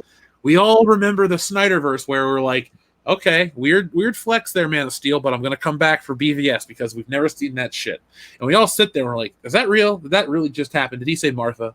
And then you move on to Suicide Squad. You're like, I can't believe I'm watching this. And then you get to Wonder Woman and you're like, okay, this is a step in the right direction. Then you get to Justice League and you go, huh. So fans have been on this emotional roller coaster, but we're kind of, we're waiting for the ride to go up the hill. If it fucking backtracks again, we might just get off for safety reasons because I don't think we can handle more bad DC films. DC should not be the butt of the joke anymore. DC should be, the Rock in 1998, and Stone Cold is Marvel. And, Rock's going to take over eventually for the right reasons. He's had his time. I think Marvel's had its time. I think people are still ready for more superhero stuff, but you can't do everything. Can't be a shared movie. Everything can't have the same jokes or the title sequence or the post-credit sequence things. I think we're ready for something different, something maybe even grander in scale. Because let's be honest, a lot of these MCU flicks, while we enjoy them all, with the exception of Captain Marvel, a lot of them are very small scaled too, because they're trying to either one, save money for the big Avengers picture, or they're just a smaller, more intimate story. And maybe DC can continue the trend of Aquaman. Aquaman was awesome, and it was big, and it was sprawling, and it was fun to watch. And yet Shazam that was localized. Hopefully we have more big global DC flicks. Like when we do a Superman film, that movie should not have gray in it anywhere. The only black in that film should be Superman's hair and the pavement in the road. Like, make a Superman movie be bright and colorful. They're messing up so much. They need to stop trying to follow that Nolan crap. It's over. It's done with. Be your unique self in 2020. Right. Yeah, definitely. Yeah, because I mean, the Nolan was dark and it was realistic and it was good for what it was. But yeah, I agree with you. They need to end that, and they need to have their own thing going on. And I guess I don't know. I guess they're going with this. I don't know if they're doing with like the Batpat stuff and the Joker thing. Like, how would you categorize those movies? Because they can't be like highbrow DC films. They're just like, I guess, alternatives or something. Like I don't know what you'd even call those. I don't either. I mean, I call them comic art house. I mean, it's because they're not obviously they're not well, Joker at least wasn't an action comic book film, and it was very much more of an art housey drama, and then obviously we'll see what Batpat's going to be, if it's going to be a one-off or it's going to be its own thing. I mean, the way it sounds a lot closer to what Spider-Man was when it first came out. But it's so, that's what's so intriguing. Like with Batpat, who knows? Like who fucking knows? Let alone with Flash. I mean, I guess Flash is supposed to be part of the Justice League Snyderverse, but I don't know. Like they're kind of in a weird way in a sweet spot where they can kind of do whatever they want. They can either turn into Rock of 99 or go backwards and turn into fucking Rocky Maivia. So it's a kind of a weird fucking limbo we're in right now. Oh, damn, TLJ Screwjob, that's fucking dark. So Marvel needs to get a pile driver from Owen Hart. Oh, damn, dude. Whoo. ouch. I saw something from our friend, I think it was Spilltax, asking about if the Snyder Cut is going to be receive better scores from fans. Will it be canon or still the first version of Justice League? Spilltax, whatever the hell fans like the most is what Warner Brothers is going to go for. Because if anything that if we learned anything from their cuts, the raising that they did over at DC over the last couple of weeks in terms of the firings, they are not afraid to spill blood. They are cutting the fat, and they want to tell the most concise thing. They will follow the public opinion because they are on the losing side. That's why I think DC, like Microsoft in this next video game generation, I think they're the more interesting company to watch because it's like Rocky. We love the Rocky story, but he gets to a point where he's, comfortable, and you get Clubber Lang that comes up and fights him because Rocky lost the eye of the tiger. He got lazy. He was, on top for so long. He got complacent. That's where Sony and that's where Disney has been. I think they're on top for so long, they become a little complacent, and it's time for that Clubber Lang to come up and win the title. That's what everyone forgets about Rocky 3. He does lose the belt to Clubber Lang. He does recapture it at the end, but eventually, everyone on top loses their edge. And so right now it's DC's game to win and to lose. The audience is there. I think you can pull off a couple DC films on a lower budget, like a Batman film. You could make that for under $200 million. Doesn't need to look like crap or be lo-fi. It's Batman. You build stuff practically. There doesn't need to be a lot of CGI, or film it in the city like Nolan did and look at the results. $1 billion picture. But I think that's the answer to that. It's we, the fans, have far more influence on DC stuff than we realize because the internet public opinion is what they will follow. So let's see what they're saying also in this article. So with Ben Affleck, he'll be returning as Batman alongside Michael Keaton's version of Batman for the upcoming Flash film, which will explore the DC multiverse, and that came from Vanity Fair. So that's going to be official. Andy Muschietti, the director, would also confirm the appearance. And it's going to be weird having a movie with Affleck and Keaton together. They probably won't be on screen together, but what they'll be is just two separate Batmans. Do you think they're going to bring back the classic suit for Keaton, either the Returns or original suit, or are they going to try to do some new hybrid? I hope they go with the original. Yeah, they need to go with the original. Yeah, I don't even think he's going to be in this. I think they're going to go with the Batman Beyond thing. It's him in the cave with a cane and regular clothes is what I'm thinking. I would just kill to see him in that suit one more time, even if it's just like a bust shot of him turning around talking to camera, because he's doing it back in '88 when they're filming this thing. So we're talking thick rubber and vinyl and latex and all these terrible materials. Head can't turn. You can't hear. Yeah, well, I mean, yeah, technologies. Well, I mean, they can make it look like the exact same old '90s suit. It'd just be a little bit more free form, and you'd have a little more movement in it because of it's made of different materials. So, Yeah, I think it'd be fine. Rob Liefeld, we have not gotten to your super chat yet. You were a couple more down, but we did not. We will not forget. But thank you again, and thank you for your patience. Do you think that with this Batman multiverse thing, that they'll try it? Do you think Doctor Strange is going to be similar enough to where it'll be like Fletch and Beverly Hills Cop, where they're very similar, but you can't blame one for copying the other? Do you think we'll have a situation like where these Doctor Strange will be very similar to the Flash film, and do you think Marvel will get credited for being more original than DC, even though it's not fair? No, I'm thinking that Marvel's going to be closer to Twilight Zone than Flashpoint. Which, I'll let me take a step back. I think that's what I'm hoping for. And again, I didn't even think about that. That's going to be an interesting arms race to see if, depending who comes out first, what we're going to see from Marvel in response. Because even though we're a lot closer to WWF high and WC versus WCW low, I mean, we could see a cute little arms race in terms of comic book movies, for battle of what's left after Endgame. And again, I think it'd be smarter for Marvel to go in the Twilight Zone as opposed to going with the Flashpoint multiverse thing. But again, yeah, I wouldn't be surprised if they did do that. I mean, again, trying to stick with what's safe at this point, just to get people's asses back in seats. But yeah, if I got a gun in the back of my head, I think that Marvel's going to go take a little bit more risk with whatever the strange dark universe, whatever that's going to be, as opposed to trying to stick close to what DC's doing. Because I mean, you've already, you've got more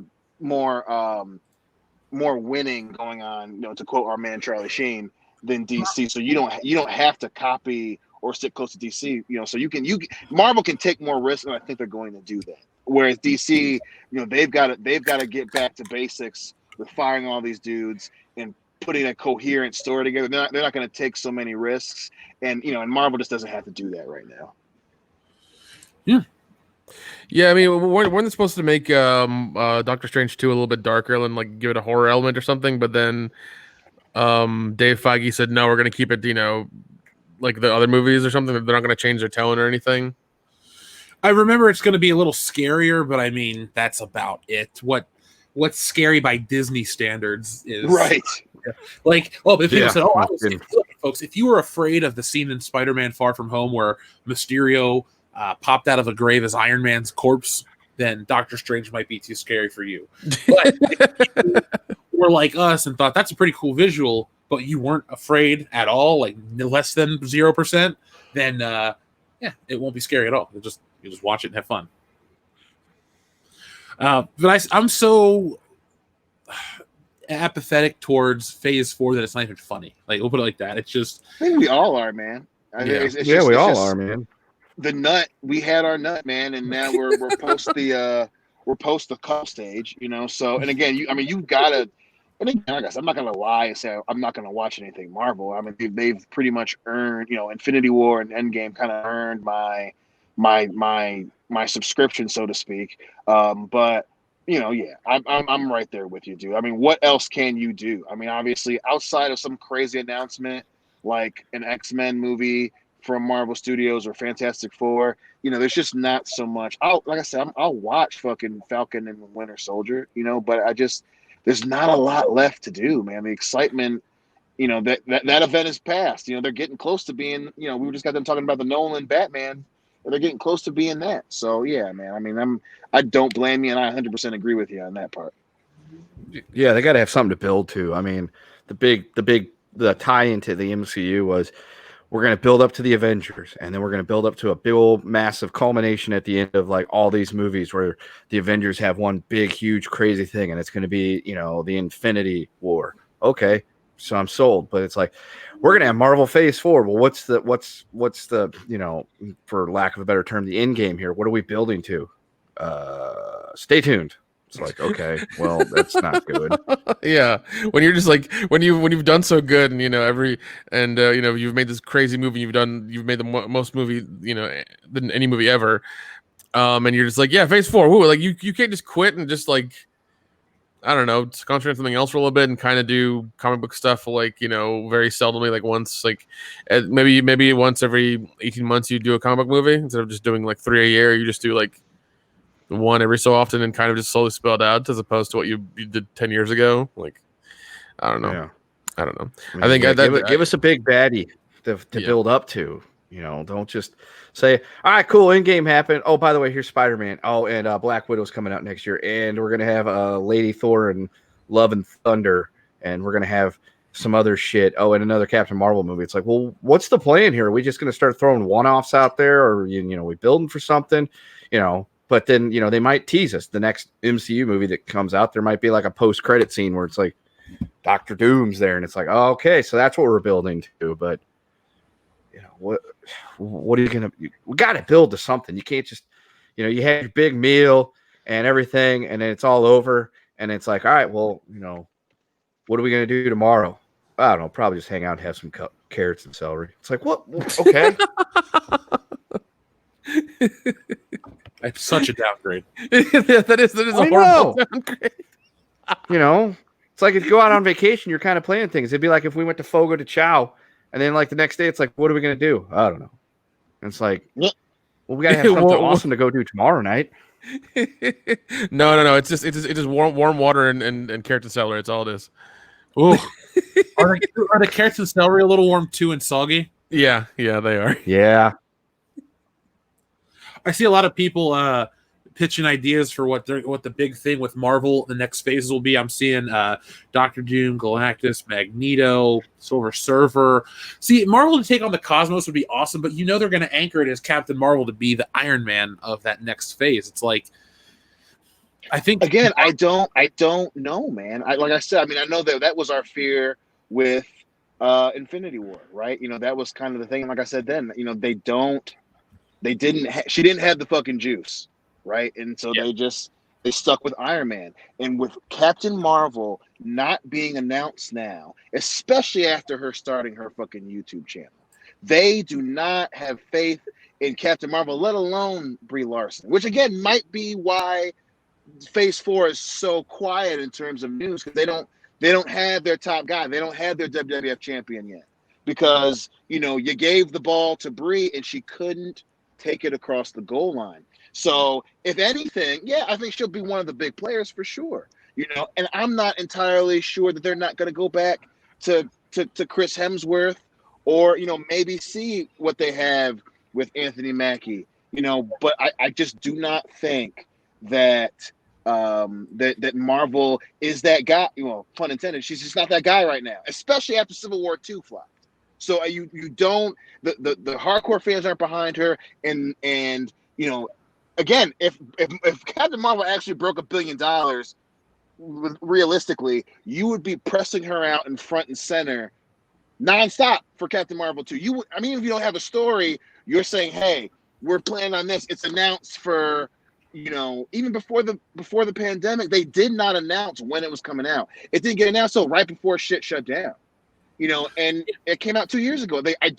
I can't believe realistically that Captain Marvel was going to be the anchor, because she had her shot and she missed. Oh, I know that, but the narrative out there is that it was this big success, and they think that is going to, and they abandoned it. They abandoned it so fast. So even everyone knows how Jeff and I feel about that shit. But if the business plan was to put her out front, the minute her YouTube channel comes out, you're leaking shit about Captain Marvel too, and they don't have anything. Which I can't see that's the plan. I'm even taking emotion out of it. I just I think that Marvel Studios is like, we don't know what's going to happen with Captain Marvel. So I think they're going to make her a big hitter, but they may just stick with Thor, dude. I don't know, because she's in the shadow with everything else. She's in the fucking fog because homegirl couldn't get the job done. I think they'll bring back one of the big actors like a Tony Stark, like a Robert Downey Jr. or Chris Evans or somebody, because if you're gonna do time travel and multiversal shit and all this stuff, you're gonna be wondering like, where is this version of Iron Man? So basically, they're just gonna be selling you the same characters in different dimensions. The sad part is though, well, not even the sad part. The boring part is that it'll just be the same actor playing the same role from a different reality. At least over at DC, it'll be a different actor, the different reality version. So you may have the name Bruce Wayne, but you don't look the same. And I think that's far more interesting on screen than just Robert Downey Jr. in another armor. Oh, this one's actually green now. It's like, oh wow. What I want to see in the Marvel over multiverse thing is I want to see Iron Man, the Overlord of Earth. I want to see that. That would be funny. He just owns Earth because of technology. Like he just fucking takes over everything. What he does is he actually builds a suit of armor from Earth, and then we die.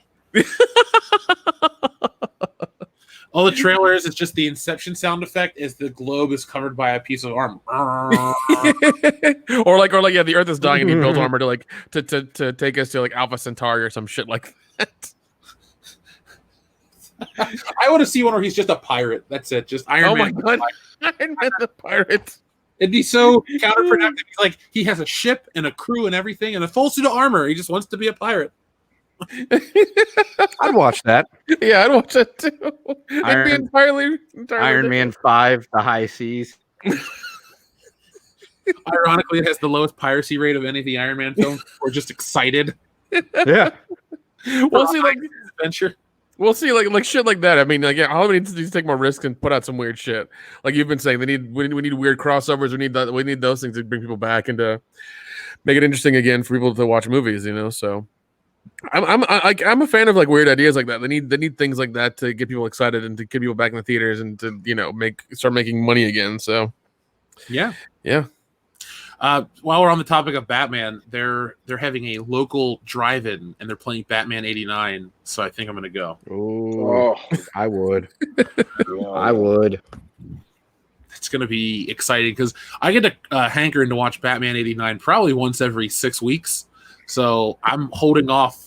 I haven't probably watched it in a couple months actually, but I'm holding off until I get to this live event. You have to sit in your car and watch it. I don't care. It's Batman. Like I'm not gonna complain. I get to watch it with subpar snacks with a bunch of people. It's gonna be a great night. Dude, cheer and shit. Oh, that's gonna be great, man. Yeah. I've gone to a couple drive-ins since this whole thing's been going down, and it's been fun, man. It's been real fun. Steampunk Iron Man the Pirate. That'd be even better. Oh god, yeah. I would love some weird shit like that. That'd be great. Yeah, crossover Iron Man in the Halo universe. Oh, dude, that's how Stark. Like all of a sudden he gets transported to. Yeah, I was gonna say he gets transported to the Battle of Reach. That'd be sweet. Dude, he goes and he becomes the world's first quintillionaire because he ends up funding basically the people that do the armor come to him to do it. So he designs all the Halo era armor with Stark Tech. Yeah, the world's biggest contract. I mean, there's an intergalactic battle. That's how it got. Yeah, and that's how it's got its name. So the Mjolnir armor, and he named it after his friend Thor's hammer that he couldn't lift. Mew Mew. I'll fucking show Thor. Oh yeah. So let's see what some of the listeners are saying. Thank you guys very much tonight for joining us. Thank you for everything.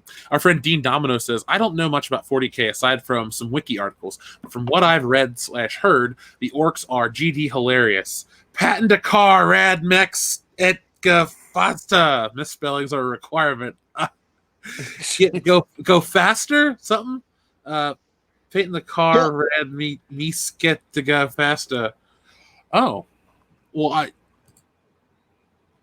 don't even know how to. I don't even know what to say. If it's gonna be fun, well, doesn't Marvel have the comic book publishing rights for that? So I think so.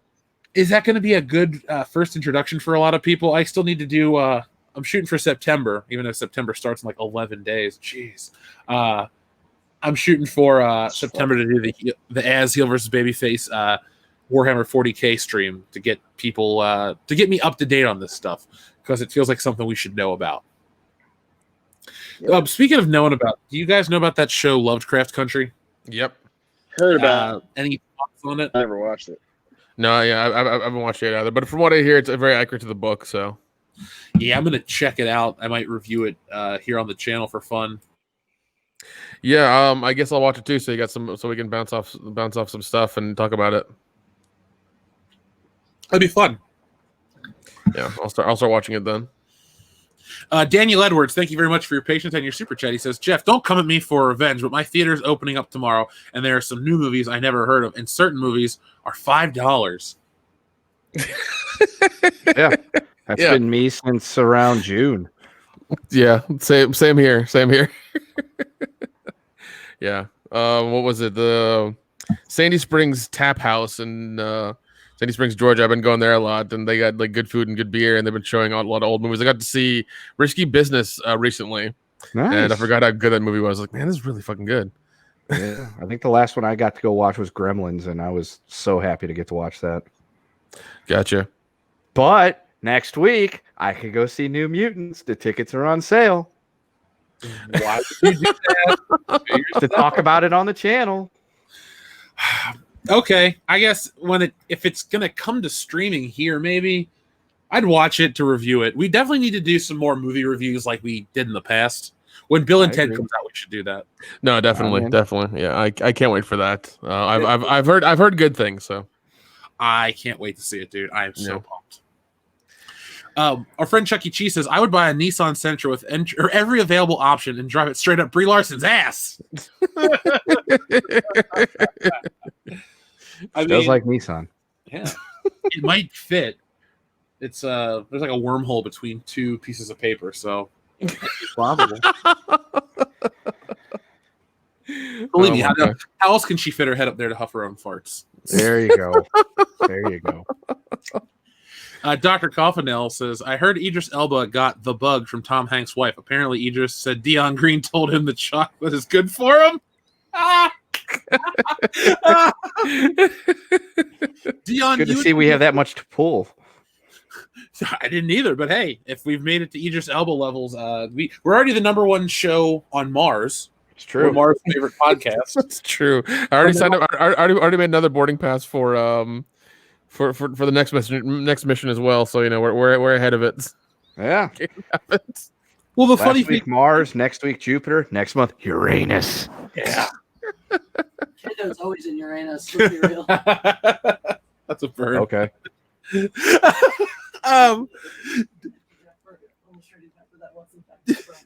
Dean Domino 25 says one orc war boss got lost in a warp anomaly, ran into a past version of himself and killed his past self so he could have 2 copies of his favorite gun. You know who sounds like what the fuck? Joel. This sounds like a Joel.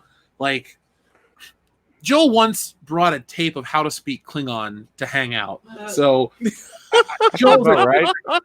He's got a different sense of humor. Oh God, oh man, that's kind of funny. On a different planet. Yeah, and a different time. But that's kind of funny. He doesn't even worry about the ramifications of existing. He's like, I just wanted another gun. I dig that though. Thanatos Felicitas says Twilight Zone episode The Obsolete Man, critique about cancel culture with fatal results. It's amazing with Burgess Meredith. Thanatos, Yes, you are preaching to the choir. Kendo and I absolutely love the Twilight Zone. Where, Kendo, does that episode fall for you? You want me to give like a star rating or just Like a star. Oh, you know what we're gonna start doing next week? I was gonna say is we're gonna start playing my new favorite game. It's called The Bar. What you do is you pick a franchise and you set the middle of it. So, for example, if you go MCU, what's the most average MCU flick? Iron Man 2. So that's The Bar. So then what you do is you go Iron Man 1. Is it above or below The Bar? And you give your reasoning. So that could be a fun game to play down the road. But Twilight Zone. Give us, we'll figure out a bar one day. But is it average? Is it great? What do you think of the episode overall? If I had to give it a star rating out of how I told you we would do it when we decided to go back and review them all, I would say it's a 3 out of 4. It's very good. It doesn't hit that 4-star for me just because I would say it's there's many other better episodes. It's probably of the 4 Burgess Meredith episodes, it's probably the second best one. It's not my favorite though. My favorite Burgess Meredith is Printer's Devil, and yeah. So like if the bar's the halfway line, it's above the bar. Yeah, easily. I think it's a very good episode. It's one of those when the marathons would play, I always watched it. It's got a lot to say about today's culture. I'm working on something, a video series that's a little more in line with something like a Critical Drinker or a Mauler, just a long form video about popular culture and where society is right now. And now that we're back into ramping up video production because I needed a little break, but still had to do live streams and stuff. But that specific episode really says a lot. You know, you're being punished for the search for knowledge and stuff like that. And it just goes to show you how a society's values were out of whack to a point where when you deem someone obsolete, you literally wipe them out. And then today's world is where, you know, we change the needs of the many because of the needs of the few type of thing. It's just an interesting dichotomy of where society actually is right now. Yeah, it's kind of like Equilibrium. I've never seen that one. That's a wonderful movie. Okay, so Equilibrium, it stars Christian Bale shortly after he did American Psycho. Oh, okay. And it's got Sean Bean in it, so you know it's quality. And it's about a dystopian future where people aren't allowed to have feelings or anything like that, or you know, partake in anything that elicits like an emotional response. So like books are outlawed, you're not allowed to have pets and things like that. And so I keep wanting to say Patrick Bateman. Christian Bale plays a character who is like essentially an enforcer for the government, and he goes around like whenever they find these underground people that have like books and dogs and stuff like that, they show up, they execute all the people, and then they just burn all the contraband and then, you know, shoot the dogs and stuff like too. And then Sean Bean's one of his partners and all that other stuff, and eventually they take down the society. Taye Diggs shows up in it, and he's Taye Diggs, so I mean, nothing to write home about. And you're going to get that baseline level of quality though too. So I mean, yeah, but they do some really cool stuff. Like you got to take this medicine, inject this medicine every day to like be able to like cut off your emotional response. You're just like a robot and walking around. And Christian Bale he's trained to be able to sense whether or not people are feeling emotions. And then they also have this really cool thing called the gun kata. So it's like martial arts, but with the firearm. And it's like the gun is an extension of the man's body and all this stuff. And so there's really, really cool, like fucking, you know, fight scenes involving firearms. And it's not like a gun battle or anything like that, but it's like martial arts mixed with a handgun. And it's a really awesome, fun, dystopian, you know, type of movie. I enjoyed it. It's one of my fun, you know, guilty pleasure, sit down and watch a really good, gritty, dark movie type thing. And Sean Bean's in it. And he dies. Yeah, so there you go. Spoiler alert, Sean Bean dies. Yeah. No, it's a lot of fun. It came out, I think, in a weird time where a lot of people didn't. It was like 2002. Yeah. Got a very limited theatrical release. Oh, yeah, very, very limited reality. But yeah, it's a lot of fun. I highly recommend watching. I think I'm sure it's on some VOD platform or something. But it's a lot of fun, man. Really good. Yeah, well, it was severely underappreciated and underrated when it came out. Well, I've been doing a little writing on Wokebusters and stuff, and I've been looking up about sci-fi and a lot of parallels to today's world. And it's just, you know, it's almost funny, comical how we do live in the future that is written about in you know, dystopian sci-fi. Everything is pretty much lined up, with the exception of some kind of, you know, fallout from a major war. That's like the last thing to happen. Society is already on the ropes. So.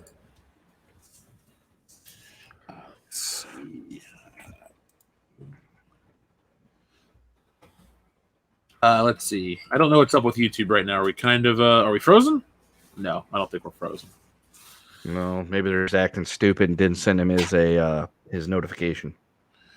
Well, every Thursday, folks. Remember, Thursdays belong to the bullshitters. So join us every Thursday night, 8:30 p.m. Eastern Standard Time, unless I had fallen asleep prior to, and join us for the show. Top of the hour. Yeah. But here we go. Rob Liefeld super chat from earlier. Sorry, I'm 12 plus minutes behind, but Green was wrong about the pedo stuff. isn't trying to be normalized. There's a vocal movement on social media trying to normalize it. Hollywood has been trying for decades. Yeah, it should never be normalized. It should be punished. Never. Yeah, We can all agree how gross it is. It's just I mean, you're seeing a flood of videos about this movie pop up from people in the fandom menace. I'm interested to see what's going to happen. What's Netflix's next response going to be? I bet the movie just goes away completely. Yeah, It's kind of a bizarre. It's a bizarre situation if we turn out to be like the gatekeepers for children's safety. We're definitely not a friendly podcast. Oh god. Well, I mean, somebody has to rein in fucking Hollywood's hypocrisy and all the bullshit they spew all the time about everything in the world. I think they have an opinion on it and fucking matters. You know, Corey somebody has Feldman to. tried to. Yeah, he did, and yeah, and I think he's too scared from what's going to happen to him if he tries to. So, Yeah. We do have a fun one though. From TLJ Screwjob. Any chance that the new COD trailer, Call of Duty, featuring Yuri Benzimov, coming right after this Cuties fiasco, was intentional by Activision? Now, I had to look up this trailer. I was looking at it, I haven't watched it completely, but apparently, according to Sketch Therapy as well, it's a very anti-communist trailer for this next Call of Duty. So it's Black Ops Cold War, and it's going to be a very pro-America thing. I feel like this. Remember how Gamergate kind of started the whole shift into SJW stuff? Like, yeah. I think this game, not necessarily just this game, but this type of game, this type of response, if it's successful, this is where the pendulum begins to shift back in the other direction for everything, because it always goes games, nerd stuff, mainstream. That's where Star Wars was, and then it goes back and finishes off whatever's in the way of entertainment. Whatever's popular. I think we're on that opposite shift now. We're going, back to games, and then it's just gonna, follow that arc, if you will. Yeah. Well, I mean, didn't Gamergate start up because of Mina Sarkeesian and her like being like, oh, there are not any powerful women in gaming, and everyone's like, well, I can name you 10 right now. That kind of thing. Yeah. Essentially. Yeah. I fucking hate that shit. Fucking hate that shit. Oh, there's all these people in a certain thing. It's like, yeah, there are. You just gotta fucking look for it. Sorry. Yeah, essentially, Sarkeesian and her brood went out and found controversy where there was none, and then leaned on they leaned on game developers and things like that, and just essentially they sicked the outrage mob on them before they were weaponized on Twitter. Which, by the way, earlier today, for fun, I was sitting around just enjoying myself, and actually, it was a thing I was thinking of, because apparently one of my favorite songs of all time, something I listen to on a regular basis, I didn't realize it had become a meme. So there is a old country song by Marty Robbins called Big Iron. Apparently, that song is a meme. It's like a pop culture something or another, and I have no idea how that happened. I think it had something to do with Fallout, which I've never played. But I came up with new lyrics, so instead of Big Iron, it's smartphone, and it's essentially, got some canceling to do with a smartphone on their hip. So I think I might try to write that for our album about Liam Neeson's Nissan. So when Party Poob comes out, we'll have a country song, and it'll be about the Twitter outrage mob with a smartphone on their hip. See, that's what I love about us. We're going to cover every part of it. We may not like country music, but our audience does, so we'll give you a country song too. We'll have fun with it.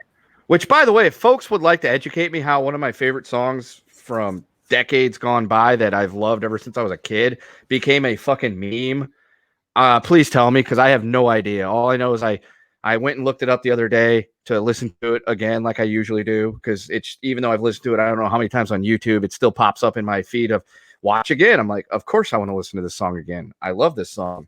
And it's like, I find stuff on the internet about it. It's like these memes and things like that. I'm like, how the hell did this song become a meme? It's just a throwaway cowboy song from like 70 years ago, which is really good, by the way.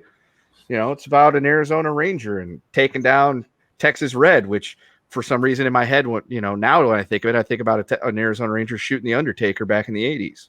Oh, and I know it's like, but he was Texas Red. He didn't kill anybody, I don't think. He was an Undertaker, though, so he knew what to do with the bodies. So I'm just like, how the hell did it become like a meme? How How is this popular with the kids? It's an old song, but apparently it is. Who knows, man? Things hit differently with these kids now, so it's kind of just like whatever. Just take it and run with it. That's fine. Yeah. you'll hate it in two days anyway, so it's okay. Yeah, that was like my old man moment for the week when I found that out the other day. I'm like, wow, am I that out of touch? I didn't know the kids were into this song, ironically. So I wanted to do two things. First off, I wanted to share. It was brought to my attention last week's meme winner of the week was our friend Miss Ninja Julian, and this was the one I wanted to share. I was having computer issues. I have to pull it up on my phone in a second. The cat knocked my phone down. But it's quite busy. Yeah, but the thing is, it tells a really funny story. So basically, I get to be Dutch, and we killed. Brie Larson's the Predator, and you know what happens to the Predator? Arnold wins. Yeah, he blows himself up. And the outrage, raw. But no, Miss Ninja Julian, thank you very much. Like I said, I'll be contacting you tomorrow. We're going to give you the little care package since you won so many of the memes of the week. I think, Kendo, it was you that said we should start giving out something to people who win meme of the week. Yeah. Maybe I'll get like something printed up and we'll start sending some stuff out. Let me shoot me a reminder because I got all the stuff ready to go off to the patrons, and then I'm gonna take an inventory of what we have of WCBS merchandise and take care of stuff. Yeah. I was reading some of the comments too. People were talking about they agree with you, Kendo. They agree with you. Okay, well, I mean, that's very smart for them to agree with me. I'm typically right about most things. I have a unique perspective. You do have a unique perspective, Kendo. That's why we love you so much. Yeah, By I the don't way, spend a whole ton of time on social media, and I live without, a steady internet connection, so I'm not constantly on the internet. So I miss a lot of things, and I feel pretty good about that because it's like I'm not constantly exposed to all the, the dregs of society. That is true. You are not. Now, I wanted to give you guys an update on the Cuties trailer. Since we've been on the air, the dislike ratio has dropped even more. Good. So it's still static with 11,000 thumbs up. We are now at 306,000 thumbs down. So that's what Fantastic. 22,000 more since we've last looked in, and that's another 200,000 views added onto the view count. So 1 out of every 10 people seem to give this shit a thumbs down. Well, that's which is funny because YouTube's probably looking at me like, look how many clicks we got, and they're gonna be like, yeah, you got all those views, but I don't think you're, it's like when Ghostbusters 2016 trailers came out, they were like talking about how it was one of the most viewed trailers. It's like, yeah, you don't realize why it's being viewed though, or you're just refusing to accept the reason why people are viewing this trailer, specifically just to thumbs it down. Yeah, and I mean the way YouTube counts views and how vague they are with all their rules and shit. They can see whatever they want about any of those videos. So I'm like, this is the most watched trailer in the history of like August, and it's like, well, you realize that you're shifting to the goalpost to try to give yourself a pat on the back is everything to do with the fact that people are downvoting this into oblivion because it's just disgusting. But okay. Yeah, it's like Disney saying, "Oh, we sold out tickets in the first hour for, the Rise of Skywalker." Oh, but it's only on this one app during this one time and during this one demographic. It's like, yeah, keep moving those fucking goalposts around to make everything look good. It sold the most tickets in the history of movies on a December day, a Wednesday, between the hours of 6 and 6:30. with a lunar eclipse, probably. Yeah. It's like, let's go ahead and just like make this like the most minuscule fucking target to hit so we can just go pat ourselves on the back and talk about how good we done. I hate that shit. I do too. Frank the Bunny is letting us know that it had 93,000 downvotes last night. Good. This downvoted into oblivion. This is Netflix responses was weak. We did cover that earlier, Spambot. So if you joined us a little late, you can go back and hear our thoughts on this at the very beginning of the show. We did not mince words at all. Mm-mm. And so there we go. Barney the Space and Source book Reek says miraculously Ghost Brothers only lasted 2 seasons from 2016 to 2018. If you watch it, you'll understand why. Yeah. Oh, one thing I wanted to add, going back to the Call of Duty thing. Do you think just briefly, does my theory hold weight to you guys? Do you think that that's a possibility? What that we go through video games and through other entertainment, it'll start to swing back. Yeah. Oh yeah. There's always going to be a response. That's the thing. You can't just pull everything as far to the one direction as another and not expect it to go back the other way, because the thing is, society as a whole falls into three categories. There's the extreme crazies on the one end, there's the extreme crazies on the other end, and then there's the normal people like us in the middle. The problem is the people on the extreme ends are the ones that make the most noise, and the us in the middle are just like, why don't both of you shut the fuck up and let us just enjoy things? Yeah, let us smoke, drink, and fuck, and just kind of enjoy life and just be quiet. Yeah, it's like, listen, I'm not playing a video game to have a message delivered to me about real world problems. I'm playing a video game because I spend 8 hours a day at minimum dealing with real world problems. And now I want to go home and not think about these things, because if I'm constantly in the world of real world problems, I got a feeling I'm going to step in front of a truck, Bill Murray style, in Groundhog Day. Yeah. Of course you will play a video game where you get to be in the West and kill people and take their stagecoaches, which I may or may not have been doing earlier. I love that game so much. I know. I captured a couple horses, took them to the stable to make them my horses, so now I got more horses. Then I realized, oh shit, I got to walk halfway across the map to get a horse. Fuck it. Here comes a guy walking by.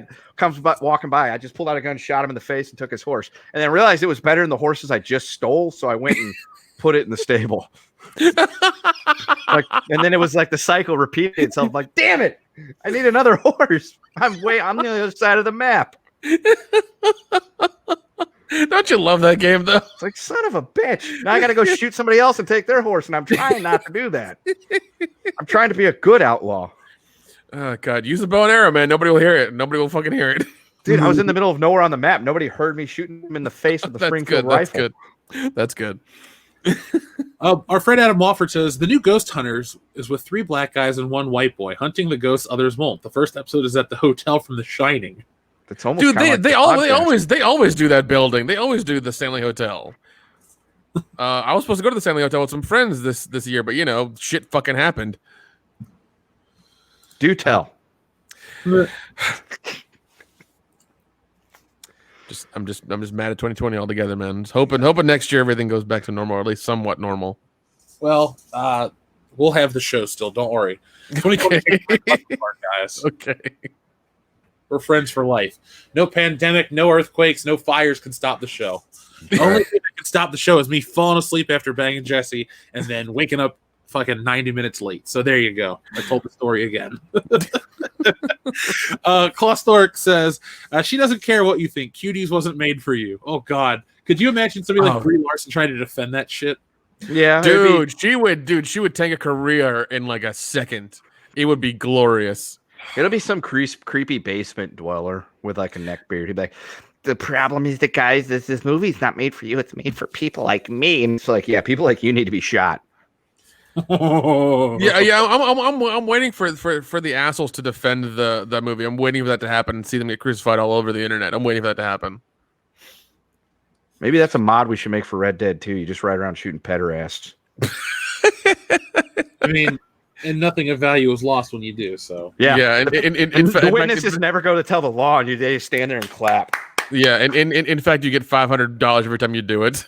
Yeah. Oh, have you guys heard about? It's a very famous story about a town that had this real piece of trash guy. He would like harass people. He threatened to kill them, and he ended up getting away with all this stuff. He was like arrested 50 times and got off 50 times. And so one day the town was just fed up with his shit, so they got together and killed him.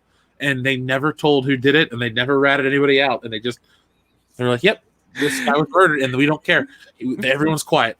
Yeah, I think that was one of those BuzzFeed episodes. Like that's what I was referencing. Yeah. Because I saw that one too, and I was like, I know that one. That was a fun one. Yeah, because he was an asshole.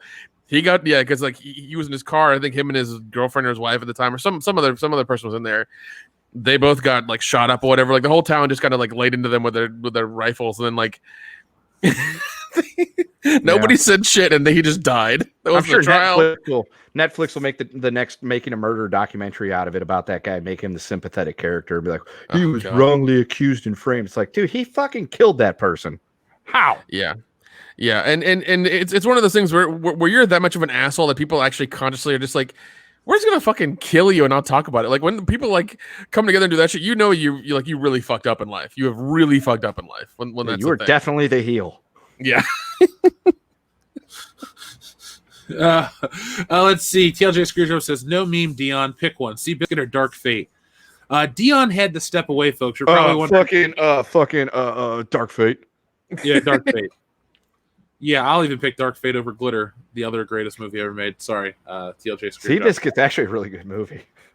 I still want to watch it. And back in 2002, I wanted to watch it because Tobey Maguire is in it because I liked Spider-Man, and then I realized I don't really like him as an actor. I just really like Spider-Man. So yeah, Toby's in it. The dude's in it. A good-looking Elizabeth Banks before she went nuts is in it, and Seabiscuit's in it, and he was a wonderful little horse. Well, right. I mean, I was gonna say Olivia Wilde's gonna go nuts here soon with her fucking movie. So we'll be talking about her in just a moment. Now, I want to ask you guys a question. In their prime, who was better, Elizabeth Banks or Elizabeth Shue? Who was cuter in their prime? Elizabeth Shue. If you give me Elizabeth Banks with the dark wig that she was wearing in Spider-Man, I'm taking Elizabeth Banks all day, every day. It's hard because in their primes, they're both good-looking women. I guess I only ask this because I'm rewatching The Boys to get ready for season 2. So I've been seeing a lot of Elizabeth Shue lately. But I would shove them both down a cliff for primetime Phoebe Cates. Ooh. she's my 80s, childhood crush that got away. Phoebe, if you're listening, ditch Kevin Kline. He's way too old. Get a young guy like me. But he made the movie Dave, so that's true. That was a good movie. Yeah, it was a good movie.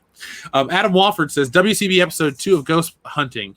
The guys go to the haunted house. Sorry, the guys go to the haunted forest of Tsushima and see if the horse ghost is real as Dion tries to overcome his fear of horses. God, I would love to do like a Patreon ghost hunting episode or thing with these guys. I think it'd be fun as hell. We just like wear GoPros and try to like go with another team and just see what we find and what we hear and shit. Just see what happens. Dude, we should just do our own ghost hunting thing. Just the 4 of us. This could be so much fun. Oh yeah. See, that's why I want us to get our skit show. Like it's funny how we had all these plans for 2020, and then it's like nothing happened because of all the world just slowing down. I feel less like terrible the more the year goes on because it's like we wanted to do all these great ambitious things and could have, but we can't. So we'll just do it again later. But see, I would love to have a sketch show because it could be a recurring sketch of us ghost hunting and Dion's, afraid. We're afraid of the horse, the ghost of General Custer, but he's afraid of the horse of General Custer. So like something like that. Yeah. Well, really, the only person that should be afraid of the ghost of General Custer would be Nick. And that's only because he wouldn't know the difference and be like, General Custer would just be chasing Nick. But it's okay. He's dead. Thanks. Guys, Die Hard versus Lethal Weapon. What's better? It says who would win, but oh man, that is who would win between McClane and Riggs and Murtaugh? I'd have to bet Riggs and Murtaugh would win a fight between the two of them because Murtaugh could just throw a distraction attack in there and then Riggs could just shoot him. Yeah, so. but if we're talking like who's like I guess done more to save people, I gotta say McClane. Yeah. Now, if we're just comparing Lethal Weapon the movie versus Die Hard the movie, I'm gonna take Die Hard, but then that changes because then I'm taking Lethal Weapon 2 over Die Hard 2. But then you get to Lethal Weapon 3 versus Die Hard 3, and I'm like, Die Hard 3, yeah. Then I'm taking Die Hard 3, and then you get to Lethal Weapon 4 and Die Hard 4, then I'm taking Lethal Weapon 4. So see, I'm with you until I'll go Die Hard 4 over Lethal Weapon 4, even though I enjoy Lethal Weapon 4, and I think Lethal Weapon's a better franchise overall based on percentages. Die Hard 4 gets unjustly shit on by a lot of people. It does. It does, but I just. But no. I think that's because we were going through that PG-13 bullshit phase in Hollywood. They had to make everything PG-13. And then they had to sell you, the inflated physical media, be like unrated for like fucking $25 or some bullshit like that, because he gets to say you became a motherfucker, and when the guy goes in part 4 when the guy goes into that one cooling chamber and he gets chopped up, you actually see blood. Like those are the only 2 fucking changes in the movie that are unrated. Yeah.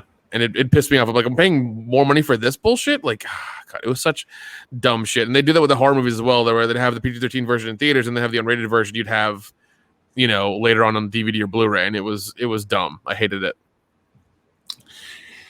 So let's see. Up next, we have our friend Mark C, who says Jada Pinkett Smith using the old finger cuffs technique. Oh, she got them locked together like a pair of finger cuffs. Oh my God. Chasing Amy. Ian Slater says JJ needs to reboot 2020. It couldn't be worse. Ian Slater, a reboot of 2020 would be quite interesting. In the reboot of 2020, what direction he takes it. What'd you say? So it kind of depends on what direction you take the reboot. I mean, we've seen him reboot things and do it terribly. Well, also remember, he doesn't know how to end anything, so we're going to be kind of fucked with that. We're stuck in a constant loop where every part of 2020 is just from March on. Yeah. Yeah. I don't like that. I don't want to live in that world. Yeah, neither do I. Let's see. Mark C says, Jeff, please tell me you have the Lena Dunham bikini dance video for Dion. Mark C, he's seen it. I don't want to show that to the audience. Oh my God. He saw it, but he didn't ever say anything negative about it. Yeah, he liked it. Oh, that's... Oh. No, thank you. You know what, Mark? We'll do is when we get together, remind me to do this, guys. We'll turn on the video and Nick will secretly film Dion's face. We'll put that on our Patreon. We'll have to cut the video off after about 30 seconds when Dion gets inappropriate with himself. Yeah, God. We're sorry. Dion got an erection and we just can't show that on screen. Yes. Nobody wants to see that. Grimjoy, thank you very much. Says, love what you guys do. Keep up the good work. Grimjoy, thank you very much. We appreciate that. You've been around for a long time, so thank you for the constant support. Thank you to everybody. I mean, Mark C's been here for years at this point. Bobby James is making his triumphant return. So TLJ Screwjob to everybody here tonight. Thank you guys. We appreciate it. There's a wonderful video of Dion at Star Wars Celebration arguing with an Imperial officer about like about the politics of Star Wars almost, and like how like he's kind of like making the rebellion look like assholes. Like it's a wonderful conversation I got to record him having with an Imperial officer there. I thought it was funny as hell, man. It's really good stuff. If we hadn't started late and we were on the same timetable as right now, and the show had been a little shorter, I'd have shown the video right now. But you know what, guys, that'd be fun. Yeah, it's on our Patreon. It's worth it. It's worth every penny. It really is. It was so God, it was so much fun to record. Oh my God. So let's see. We also have our friend Bobby James who says between Dion's love for horses and Nick's love for hogs, it's soon going to be WCBS National Geographic. LOL. Yeah. Could you imagine? We'll all have to get our own individual animal. Dion's got the horses, Nick's got the hogs, and then I guess just pick animals for Jeff and I. Well, what we need to do is become like Animorphs. We have our own Animorph spin-off show where it's like literally wild.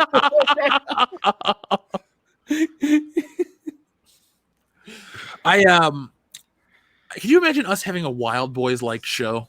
Maybe that should be the meme of the week contest, like people turning us into Animorphs. Yep, that's this week's meme of the week contest. There you go, folks. Put your photoshopping skills to the test. Turn us into Animorphs. Yeah, we'll get like 100,000 submissions of just Dion as a horse and one picture of Nick as a hog, and then like me and Jeff just get left out. Somebody sends in a picture of Jeffrey the giraffe from Toys R Us, and it's just a Photoshop of Jeff's head. And we're just like, fuck it, there's the winner. That would be when we turn me into my mascot from my favorite store in history. Oh my God. You win. Yeah, but folks, that'll be this week's meme competition. We should have these.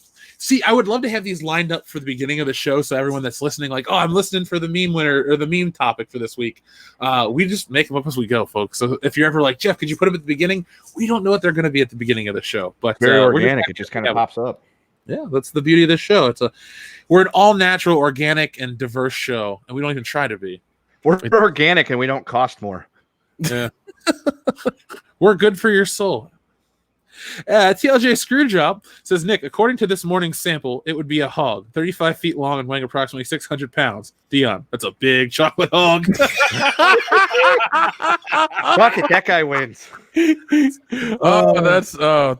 That's a wonderful reference. Yeah, any and all Ghostbusters Twinkie references win. Infinite Wander says, starting over, guests, what about Arch? The Arc Warhammer guy, he is definitely somebody that I want to have on the channel because about his email campaign. I know that was something we wanted to talk about. We just had, guests work better on the High Council than they do on this show because we are always like, hey, our brand is us, the four of us, and how we, get along and talk about pop culture. So Arch Warhammer would be a High Council guest, and it looks like maybe we can see if he's available next month. I believe he's international, but we'd be willing to. Oh, we're going to do an international High Council next month. Maybe we'll just invite him on for that one. How's that? There you go. Infinite Wonder, because international High Councils work better on weekends because most people are tend to be off around the world, and we can cater to their time. If somebody's willing to come on the channel, you shouldn't have to do it at 4 in the morning. We'll bend we'll bend over a little bit backwards to make it work for you. Greendale Forever says, speaking of engagements, Dion was caught Jada Pinketing Dark Fate with Iron Man 2 for PlayStation 3. Afterwards, he sounded a little hoarse. So clearly, Greendale Forever has been listening to this show for a long time. Yes. The fact that you brought up Iron Man 2 for PlayStation 3. Greendale Forever, I applaud you, sir. Listener, your mascot is creepy. Your mascot is creepy as hell. Though, quit. I believe that fucking reference predates me being on the show. Yeah, it does. I was saying, that's somebody. Greendale Forever is clearly somebody who has been watching for a while. Yeah, he just needs to change his name to Hymendale Forever. In fact, you hit the trifecta. Yeah. Barney the Spaceosaurus Woke Reeks says 3 Batmans at once on the big screen. Could this lead to a Batman into the Batverse spinoff? But we still prefer a Batman Beyond spinoff instead. I do prefer a Batman Beyond spinoff. Mm-hmm. I don't even look, Into the Spider-Verse was a good film that I enjoy. I don't like multiple versions of characters. I'm probably the minority here, but I'd rather just have one Batman be Bruce Wayne and there's no alternate reality versions. But if there's going to be, I like what DC's going to do now. Yeah, and I mean, it seems like what they're doing now. It seems like that's what they're kind of going with Bat Pat and this Flashpoint movie. It seems like they're going with a lot of Batmans in weird places. I mean, even with Joker coming out around the same time as Birds of Prey, it's weird because I think a lot of these things have to line up for the general public, and if they don't, they get confused. So right. It's a weird thing. It's a very weird thing.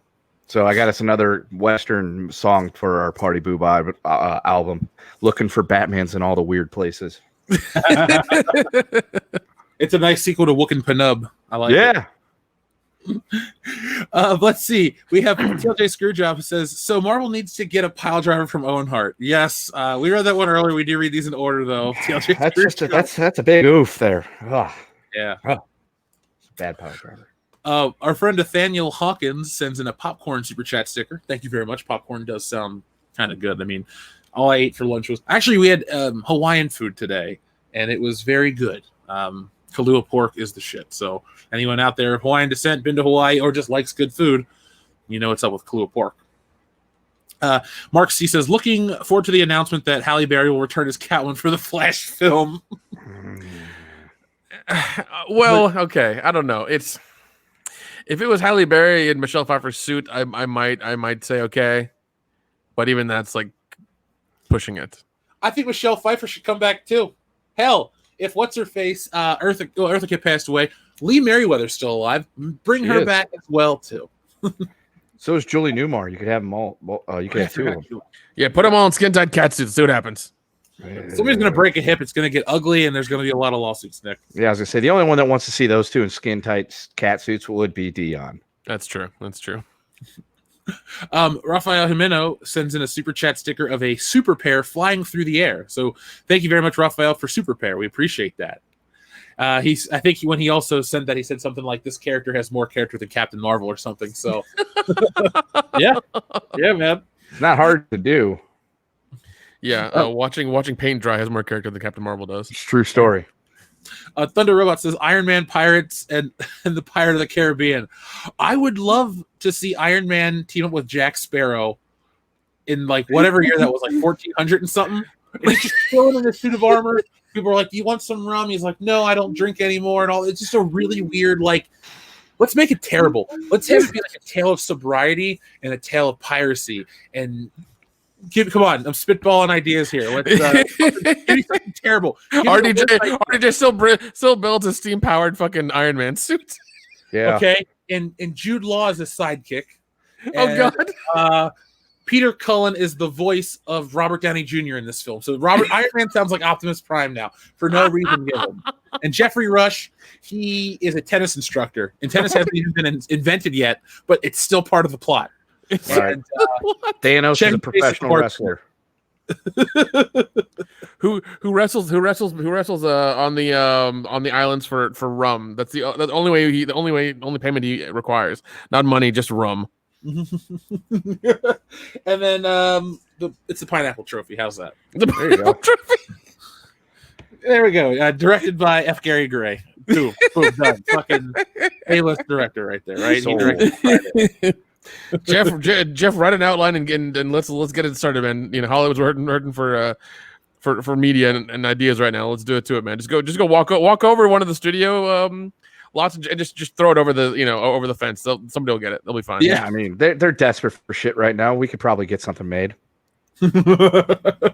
And Davy Jones has an Infinity Stones to sketch therapy. There we go.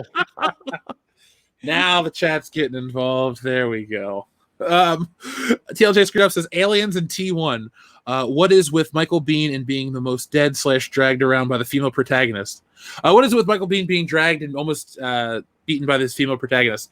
Maybe he's a glutton for punishment. Maybe he likes strong women in the bedroom. TLJ maybe he's a sub. You know, maybe he's not a dom.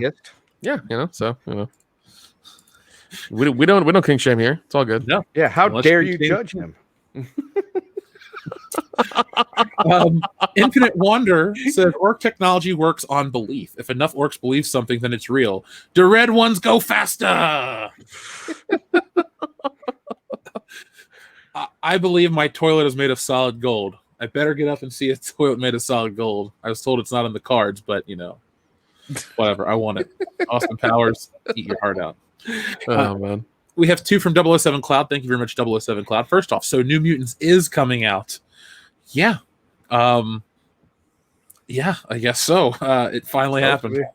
Yeah. If those guys ever do a convention, I'm getting my fucking poster signed by all of them.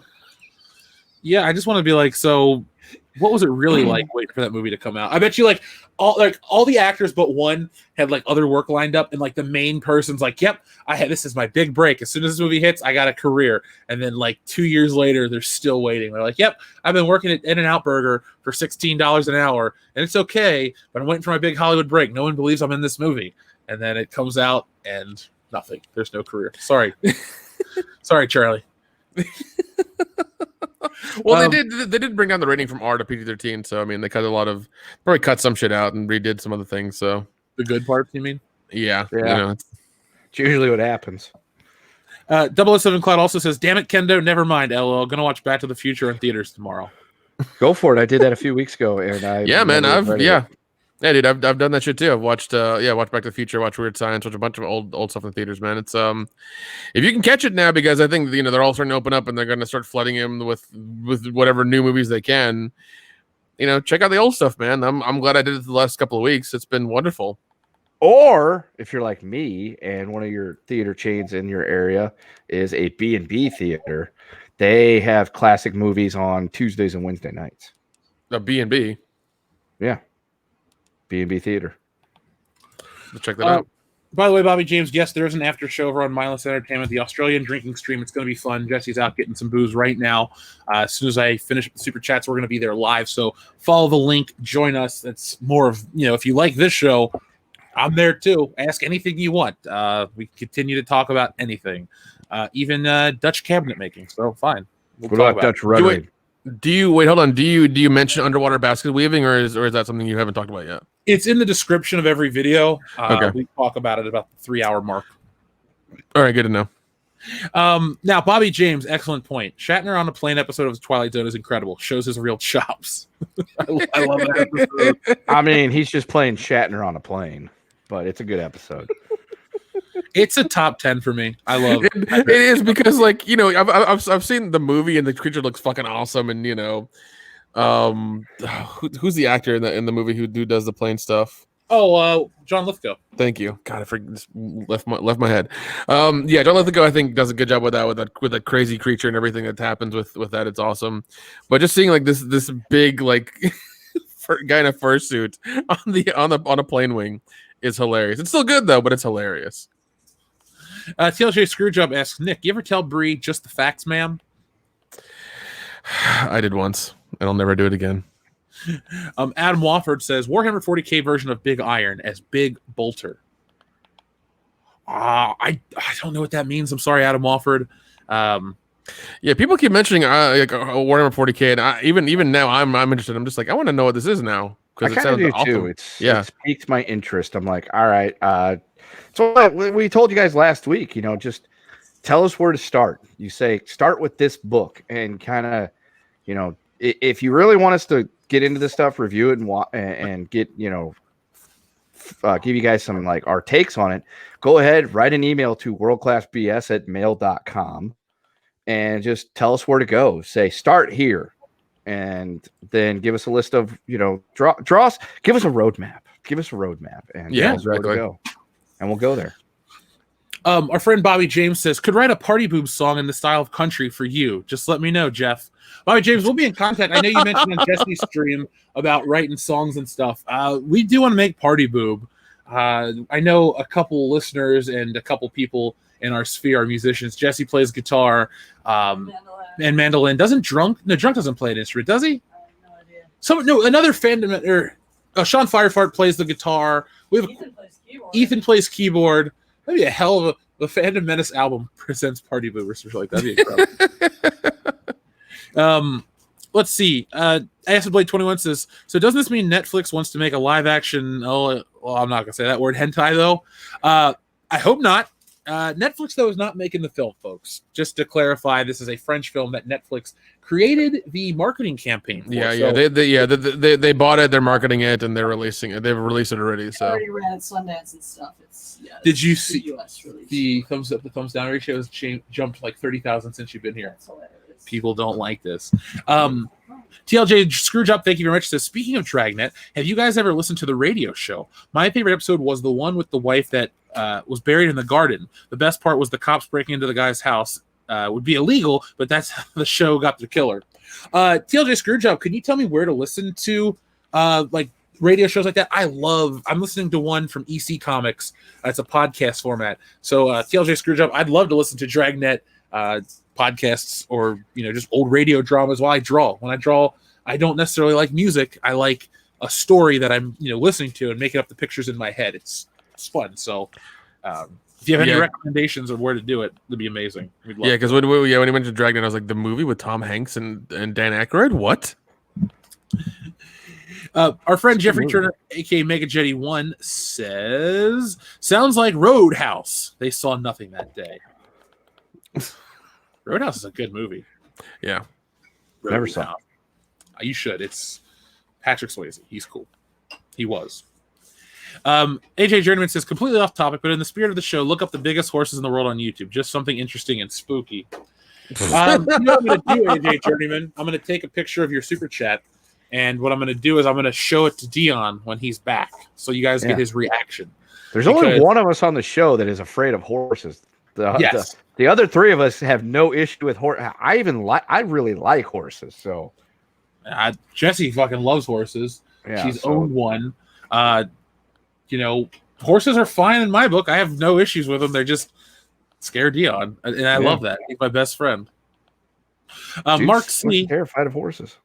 Speaking of best friend, Mark C. sent in a super chat about my best friend. But Jeff, Lena is so wet and gushy. Oh.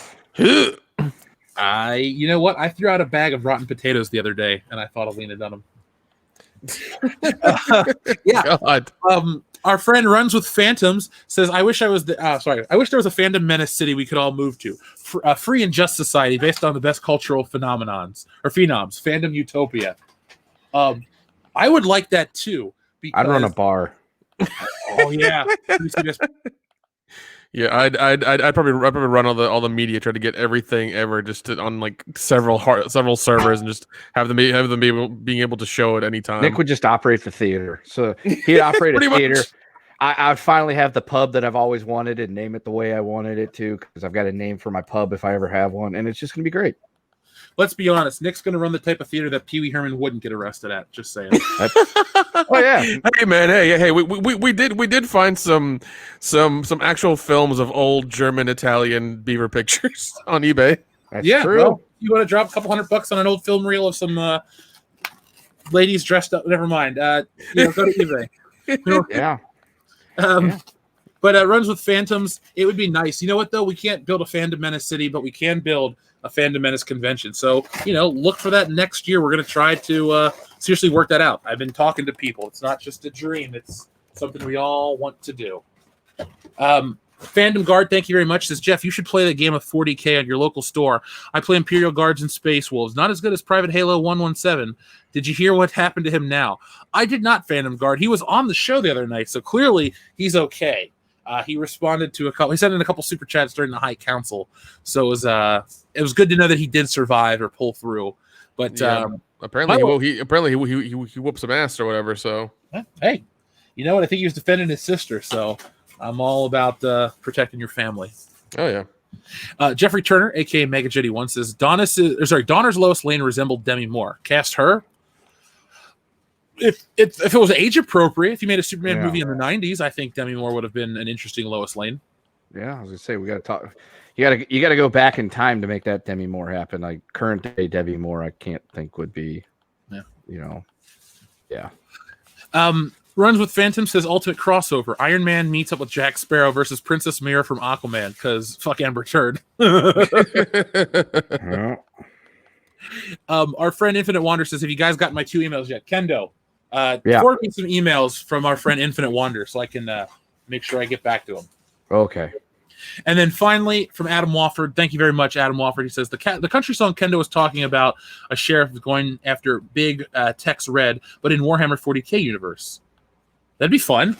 We would have to learn about Warhammer 40K before we can make a song about it. We'd probably have to call the right people, but I'm all about parodies and reinterpreting famous things. Believe me, that's what we do all the time.